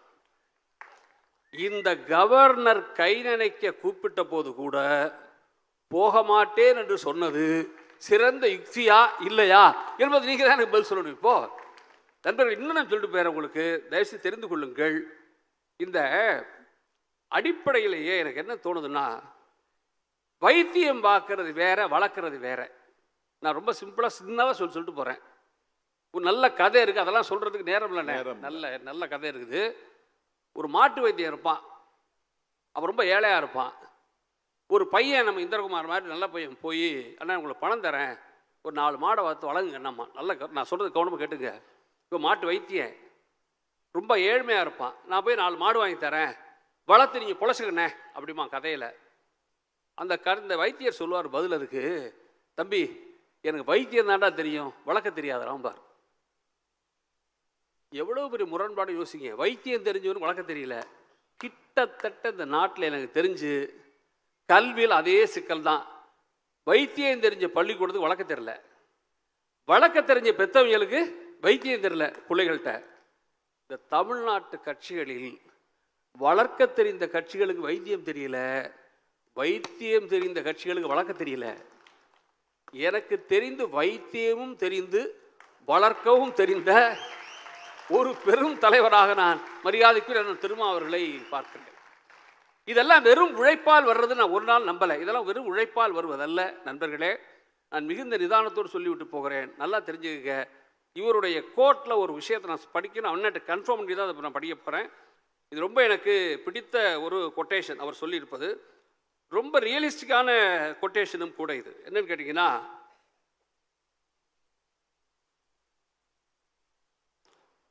பெரியாருடைய கருத்துக்களை பரப்புவதற்கு அரசியல் தளத்தில் ஒரு வலுவான மிஷனரி இருந்தது. இந்த மிஷனரிங்கிற வார்த்தை ரொம்ப ரொம்ப முக்கியமானது. ரிலீஜனில் கூட மிஷனரி ரிலீஜன் வேற, ஹிந்துத்துவா வேற. Missionary religion something different from the usual Hindutvas பேசிக்கலாம். மிஷனரி இருந்தது, அதுதான் திமுக. அதை வெறுமனே ஒரு அரசியல் கட்சியாக மட்டுமே பார்த்துவிட முடியாது. நல்லா தெரிஞ்சுங்க, அதுதான் திமுக. அதை வெறுமனே ஒரு அரசியல் கட்சியாக மட்டுமே பார்த்துவிட முடியாது. அம்பேத்கரின் கருத்துக்களை பரப்புவதற்கு அப்படி ஒரு மிஷனரி உருவாகவில்லை என்பதே உண்மை என்று மிக அற்புதமாக அவர் பேசியிருக்கிறார் அண்ணன் திருமா. இதுதான் சார் யுக்தி, இதுதான் யுக்தி. புரிஞ்சுங்க. நமக்கு மைனர் பேச சொன்னார்ல கட்சிகளை பற்றி. ஒரு கட்சி வளர்ந்துருக்கு, ஆனால் நாஞ்சில் சம்பத் கூட இருந்து பார்த்தவர். அண்ணா அந்த இயக்கத்தை திமுக ஆரம்பித்த போது பெரியாரிடமிருந்து வெளியே இருக்கிறார். ஆனால் பெரியாரிடமிருந்து விலகி அண்ணா எந்த இடத்திலும் அந்த நாற்காலியை அவர் முழுமையாக நான் பூர்த்தி செய்கிறேன்னு சொல்ல, எனக்கும் பெரியாரான் தலைவர் சொல்லிட்டு போனார். சொல்லி 67 யூட்டர்ன் அடித்தார் அண்ணா. ராஜாஜி ஆதரிச்சிருந்த தேர்தலில் மிக சரியா ராஜாஜியோட கூட்டணமிச்சு ஜெயிச்ச திமுக 67 நினைத்திருந்து ராஜாஜியின் பின்னால் போயிருந்தால் நன்றி உணர்ச்சியோடு அந்த கட்சி என்ன ஆயிருக்குன்னு எனக்கு தெரியாது. ஆனால் ஒரு யூட்டர்ன் அடிச்சு எதிர்த்த பெரியார் பக்கம் நின்னார் அண்ணா, அதனால்தான் திராவிட முன்னேற்ற கழகம் மிகுந்த ஒளிர்ந்து நின்றது. அப்போ அவர் என்ன சொல்றாரு, அப்படி ஒரு மிஷனரி இன்னைக்கு அம்பேத்கர் இல்லையே என்று சொல்லும்போது இந்த புத்தகத்தில் விரிவாக பேசுகிறார். மாயாவதி என்னானாங்க, கன்ஷிராம் என்னானாங்கன்னு பேசிட்டு கன்ஷிராமை சொல்லிக்கொண்டே வருகிறவர் நடுவில் கொஞ்சம் பக்கத்தை காணுங்கிறார். அப்படின்னா தான் அறிந்த வரலாற்றிலிருந்து புரிந்து கொண்டு எதிர்கால அரசியலுக்கு ஒரு தலைவன் யுக்தி வகுத்து கொண்டு உழைக்கும் போது மட்டும்தான் அந்த இயக்கம் பேரியக்கமாக மாறும். வெறும் உழைப்பு என்பது எல்லாருக்கும் உள்ளது. நான் நேரம் கருதி முடிச்சிடுறேன். இப்போ நான் ஒன்று கேட்குறேன் எங்கள் அண்ணன் சம்பத்தை, அண்ணன் மத்தியானம் என்ன சாப்பிட்டீங்க? சும்மா சொல்லணும், நம்ம தான் சேர்ந்து தான் சாப்பிடணும். மத்தியானம் அம்மா மெஸ்ஸில் விரால் மீன் குழம்பும் சோறும். நான் அண்ணன் சேர்ந்து தான் சாப்பிட்டோம். நான் என்ன கேட்குறேன், ஏன் இப்போ விரால் மீன் சொன்னார்? அவர் சாப்பிட்ட விரால் மீன் இவ்வளோ ஒரு பீஸ் தான், நான் கூட தானே சாப்பிட்டேன். சோறு தானே நிறைய சாப்பிட்டாரு. ஏன் சார் என்ன சாப்பிட்டு கேட்டோன்னே நான் சோறு சாப்பிட்டேன்னு சொல்லலை? கேள்வி சரிதானே? என்ன நியாயம், என்ன பதில் சொல்லியிருக்கணும்? வந்தாளா சோறு சாப்பிட்டேன்டா ஏன் சொல்லலை? ஏன் விரால் மீன் சொன்னார்? புரிஞ்சுக்கோங்க, சோறு உழைப்பு மாதிரி. It is very fundamental. ரொம்ப ரொம்ப நான் விளையாட்டு சொல்ல, சீரியஸ் சொல்கிறேன். சோறுங்கிறது உழைப்பு மாதிரி, ரொம்ப ஃபண்டமெண்டல், அடிப்படையானது, யாரும் மறுக்க முடியாது. ஆனால் மனித குலம் அடிப்படையை கொண்டாடாது, ஸ்பெஷலாக தான் கொண்டாடும்.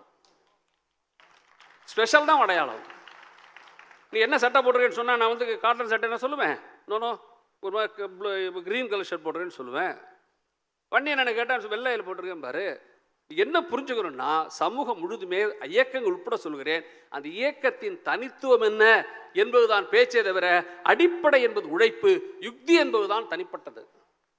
திருமாவர்கள் 62வது பிறந்த நாள் செய்திருக்கிற சாதனையாக நான் கருதுவது, இவ்வளவு நேரம் கழித்தும் கூட இவ்வளவு தோழர்கள் அமர்ந்திருந்து கேட்பதற்கான காரணம் இவனிடம் என்னவோ இருக்கிறது என்கிற நம்பிக்கைதான். ஒரு காலத்தில் வேண்டுமானால் தலித் சமூகம் சார்ந்தவர்கள் மட்டுமே ஒரு தலைவராக நினைத்திருக்கலாம். இன்று கால ஓட்டத்தில் குறிப்பாக பாரதிய ஜனதா போன்ற சனாதனவாதிகள் மேலோங்கி வருகிற போது காலம் எப்படி உருண்டு பிறண்டாலும் ஓரளவு மாறாமல் காக்கப்போவர் திருமா என்கிற நம்பிக்கை இருப்பதால் தான் எல்லாருமே திருமாவளவனை பற்றியே பேசிக் கொண்டிருக்கிறார்கள். எனவே இந்த பிறந்த நாளில் என் நெஞ்சார்ந்த வாழ்த்துக்களை சொல்லி, விடுதலை சிறுத்தைகளுக்கு என் நெஞ்சார்ந்த வாழ்த்துக்களை சொல்லி, கிட்டத்தட்ட காடு மாதிரி இருக்கு எனக்கு இது. ஏன்னா காட்டில் கூட இவ்வளவு சிறுத்தையை ஒருத்தர் பார்க்க முடியாது. அவ்வளவு சிறுத்தைகளை பார்க்கிற வாய்ப்பை தந்து உங்கள் வணங்கி விடைபெறுகிறேன். நன்றி, வணக்கம்.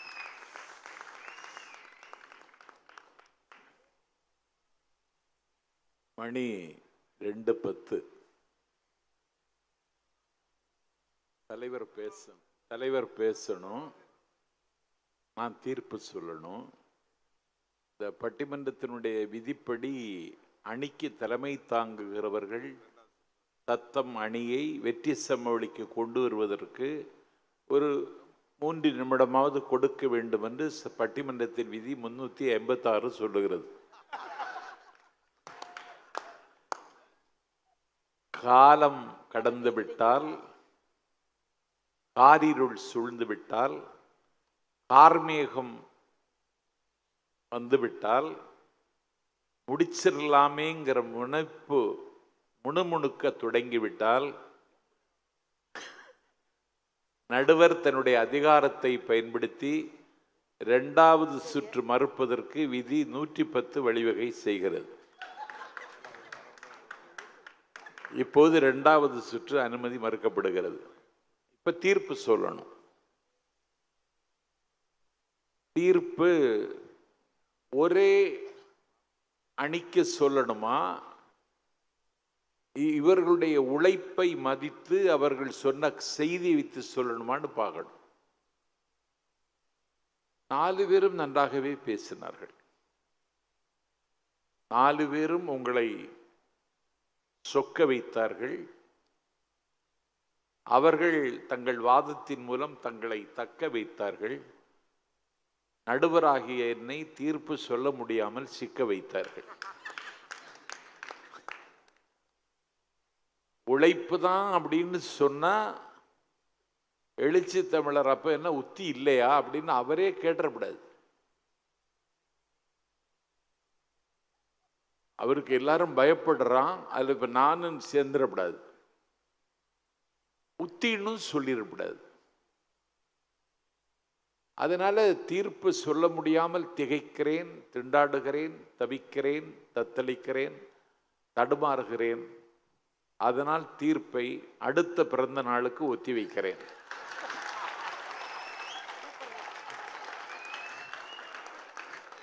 அப்படி அப்படி சொன்னா வன்னியரசு இதுக்கா உன்னை கூப்பிட்டேன் அப்படின்னு சொல்ல போறாரு. அதனால சொல்லி ஆகணும். அதுல நந்தலாலா அண்ணன் சொல்லும் பொழுது அது எனக்கு ரொம்ப உள்ளத்தை தொட்டுச்சு. நான் அமெரிக்காவுக்கு சென்றிருந்த பொழுது மார்ட்டின் லூதர் நினைவிடத்தில் மார்ட்டின் லூதர் சிலைக்கு அருகில் நின்ற பொழுது எந்த உணர்ச்சி இருந்ததோ அது எனக்கு இங்கே வந்து கிடைத்ததுன்னு சொன்னார். ஏன்னா ஆபிரகாம் லிங்கன் கையெழுத்திட்டும் அடிமை முறை போகல. அதற்கு பிறகு 100 ஆண்டு காலத்துக்கு பிறகு மார்ட்டின் லூதர் வருகிறார். அது ரொம்ப கொடுமை. இந்த உடைக்கிறது ரொம்ப கஷ்டம். மார்ட்டின் லூதர் வருகிறார். மார்ட்டின் லூதருக்கு பக்கத்துல அவருக்கு ஒரு சகாவாக அவருடைய சுமைகளை பகிர்ந்து சொல்லுகிற தோழனாக ஹெஸ்ன்னு ஒரு இருந்தான். அந்த ஹெஸ்ஸை ஏகாதிபத்தியம் கொன்றது. அப்பொழுதுதான் மார்ட்டின் லூதர் சொன்னான், Hess was bad but not the truth with him. நீ ஹெஸ்ஸை மட்டும்தான் கொல்ல முடியும், உண்மையை கொல்ல முடியாதென்றார். நந்தலாலா சொல்லும்போது அதை நினைச்சு பார்த்தேன். அது மாதிரி எதையும் அவர்கள் செய்வார்கள். கேள்வி கேட்பான். கேள்வி கேட்ட காரணத்திற்காக நரேந்திர தபோல்கர் கொல்லப்பட்டார். கேள்வி கேட்டதற்காக கோவிந்த பன்சாரை கொல்லப்பட்டார். கேள்வி கேட்டதற்காக கம்பி பல்கலைக்கழகத்தினுடைய துணைவேந்தர் டாக்டர் கல்ஃப்ரிகி கொல்லப்பட்டார். தமிழ்நாட்டில் தடை செய்யப்பட்ட ஒரு நூலை கன்னடத்தில் மொழிபெயர்த்து கருத்துரிமைக்கு உயிர் தந்த நேர்மையான எழுத்தாளர் கௌரி லங்கேஷ் அவருடைய வீட்டு வாசலில் சுட்டுக் கொல்லப்பட்டார். இதுதான் இன்றைக்கு இந்தியா. ஒரு ஃபாதர் பழங்குடி மக்களுக்கு தொண்டாற்றுவதற்காகவே மலையின் உச்சியில் பள்ளி கொண்டவர். கையிலே சீழ், கையை பார்த்தால் கலப்பை மாதிரி இருந்தது, கையை பார்த்தால் அகப்பை மாதிரி இருந்தது, காலை பார்த்தால் கலப்பை மாதிரி இருந்தது. அந்த தொழுநோயாளிகளுக்கு தொண்டு செய்ய வேண்டும் என்பதற்காகவே நம்முடைய தமிழ்நாட்டை சேர்ந்த ஸ்டேன்ஸ் ஃபாதரியார் மலையின் மடியில் தொண்டாற்றினார். அவரை ஊப்பா சட்டத்தில் கைது செய்தார்கள், சிறையில் அடைத்தார்கள். அவருக்கு பக்கவாதம் வந்தது, சிறுநீர் பெய்தார், அப்புறப்படுத்த ஆள் இல்லை. மலம் கழித்தார், சுத்தம் செய்வதற்கு ஆள் இல்லை. தாகம் எடுத்து தண்ணீர் கேட்டார், கொடுக்க ஆள் இல்லை. ஒரு குவளை தண்ணீரை கையில் ஏந்தி குடிக்கிற வலிமை அவர் இழந்து விட்டார். எங்களுக்கு ஜாமீன் தாருங்கள் என்று கேட்டோம், ஜாமீன் தரவில்லை, சிறையிலேயே செத்து போனார். இதுதான் இன்றைக்கு இந்தியா. இந்த இந்தியாவில் உரிமைக்கும் உண்மைக்கும் விடுதலைக்கும் வெளிச்சத்திற்கும் போராடுவதற்கான தலைவர்கள் தேவை. அந்த இடத்தை இட்டு நிரப்புகிறவர் தொல் திருமா. நான் ஏன் பேசுறேன்? நான் திருமாவை பார்க்கிற பொழுதெல்லாம் நான் பாதுகாப்பாக இருப்பதாக உணர்கிறேன். அதுதான் லீடர்ஷிப். அதை அவர் தருகிறார். இவர் தள்ளி போட முடியாத தாகம், இவர் அலட்சியப்படுத்த முடியாத அரண், இவர் தாண்ட முடியாத அகழி, இவர் சீன பெருமதில் போல் தமிழர்களின் மானம் காக்கிற பெருமதில். எல்லா தலைவர்களும் இருக்காங்க, நான் யாரை குறை சொல்ல விரும்பல. ஆனால் இவர் குட்டைகளுக்கு மத்தியில் சமுத்திரம், இவர் கட்டைகளுக்கு மத்தியில் சந்தனம், இவர் பெட்டைகளுக்கு மத்தியில் சேவல், இவர் தகரங்களுக்கு மத்தியில் தங்கம். இந்த தங்கம் நமக்கு இருப்பது பாதுகாப்பு. அதனால இவர்களையெல்லாம் எப்படி பாதுகாக்க வேண்டும் என்கிற கவலை இருந்தால் நாம் பிழைத்துக் கொள்வோம். அவருக்கு உறக்கம் வராது. 2:40 அவர் தூங்காம இருக்கார்ல, காலையிலேருந்தே உழைச்சிட்டு இருப்பாரு, தூக்கம் வராது. ஜவஹர்லால் நேருவுக்கு டேபிள் அவர் ஒரு கவிதை எழுதி வச்சிருந்தார். என்ன கவிதை தெரியுமா? The wood is lovely, dark and deep, but I have promises to keep and miles to go before I sleep, and miles to go before I sleep. எழுதிய கவிஞனுடைய பேர் ராபர்ட் ஃப்ராஸ்ட். உலகம் அழகா இருக்கு, நான் அவரை கூர்ந்து கவனிக்கிறவன். உல்லாசத்துக்கும் அவருக்கும் ஏதாவது தொடர்புண்டா? 2:30 மணிக்கு போறாருன்னு தம்பி யூடியூப் ரோட்டஸ் சொன்னானே. சில பேர் 2:30 மணிக்கு போறான், எங்க போறான்? உல்லாசத்துக்கு அவருக்கு தொடர்புண்டா? இல்ல. தபிக்கப்பட்ட மக்களுக்காக உழைப்பதற்கென்று புறப்பட்டு விட்டால் இந்த உலகத்தின் அழகை நான் அனுபவிப்பது எப்போதுன்னு அந்த கவிதையில வருது. அதனால நான் இந்த மக்களுக்கு கொடுத்த வாக்குறுதியை நிறைவேற்றுவதற்காக நான் தூங்காமல் உழைக்கிறேன். And miles to go before I sleep, and miles to go before I sleep now frost. அப்படி இவர் உழைக்கிறார். உழைப்பா உத்தியா அப்படின்னு கேட்டா, ஒரு கடையில நகை இருக்கு, நகை கடை, விதவிதமான நகைகள் இப்போ நிறைய வச்சிருக்கான். அதுலயும் தமிழ்நாட்டில் நிறைய நகை. இப்போ மளிகை கடை இல்லைன்னாலும் நகை கடை இருக்கு. தமிழர்கள் பழகிட்டான் அதுக்கு, நகை வாங்கி வச்சுக்கிறதுக்கு. அதுலேயும் நகையை அடகு பிடிக்கிற கடையும் நிறைய வந்துட்டு, அங்க வாங்கி இங்க கொண்டு அடகு வைக்கிறது, அப்புறம் அவன் எடுத்துட்டு போயிடுவான். இந்த நகையை பார்த்தா பிரமிப்பா இருக்கு. பக்கத்தில் ஒரு பலகார கடை, இனிப்பு கடை, அங்க லட்டு இருக்கு, ஜிலேபி இருக்கு, பூந்தி இருக்கு, பாதுஷா இருக்கு, அல்வா இருக்கு, ஜாங்கிரி இருக்கு, இது அழகா இருக்கு. அப்போ ஒரு கவிஞன் சொன்னான், இது சாப்பிடலாம், இது சாப்பிட முடியாது நகை, ஆனா இது சாப்பிடலாம். ஆனா அந்த ஒரு கவிஞனுக்கு என்ன ஆசை வந்துன்னா, மாணிக்கம் தித்திக்கில் மற்ற மதுரங்கள் என்னாகும்.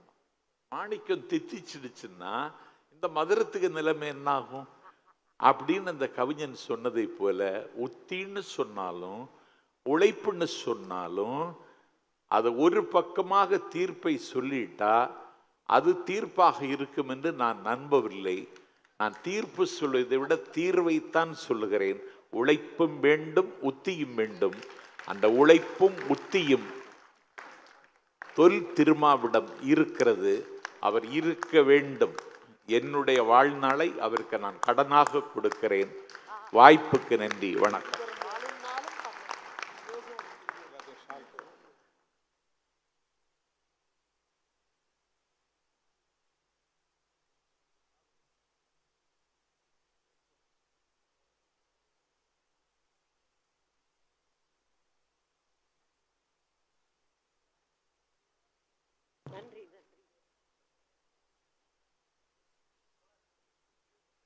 அடுத்து விழா பேரூரை ஆற்றுவதற்காக எழுச்சி தமிழர் காத்திருக்கிறார். சிறுத்தைகள் அமரும்படி கேட்டுக்கொள்கிறோம். மிக சிறப்பான ஒரு சிற்றுரை என்று சொல்லியிருக்கிறார் பிறந்தநாள் நாயகன் அண்ணன் நாஞ்சில் சம்பத் அவர்களுக்கு பொன்னாடை போர்த்தி கௌரவம் செய்கிறோம். உங்கள் கைத்தட்டல் பூக்கள் பூங்கொத்தாய் மாறி அவரை சென்று சேரட்டும்.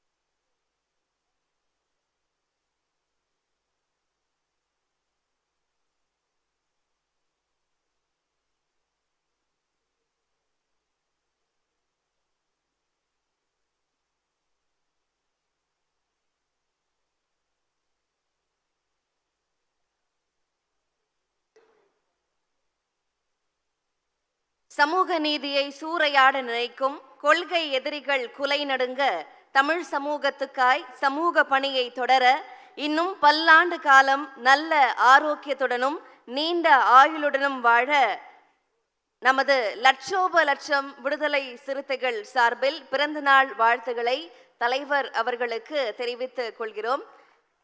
இறுதியாக நாம் காத்திருந்த அந்த தருணம் கிட்டத்தட்ட நெருங்கிவிட்டது. அதற்கு முன்பாக தலைவரின் ஏற்புரைக்கு முன்பாக ஒரு சிறிய காணொளி, தலைவர் அவர்களின் பிறந்தநாள் சிறப்பு காணொளியை பார்த்து விடலாம்.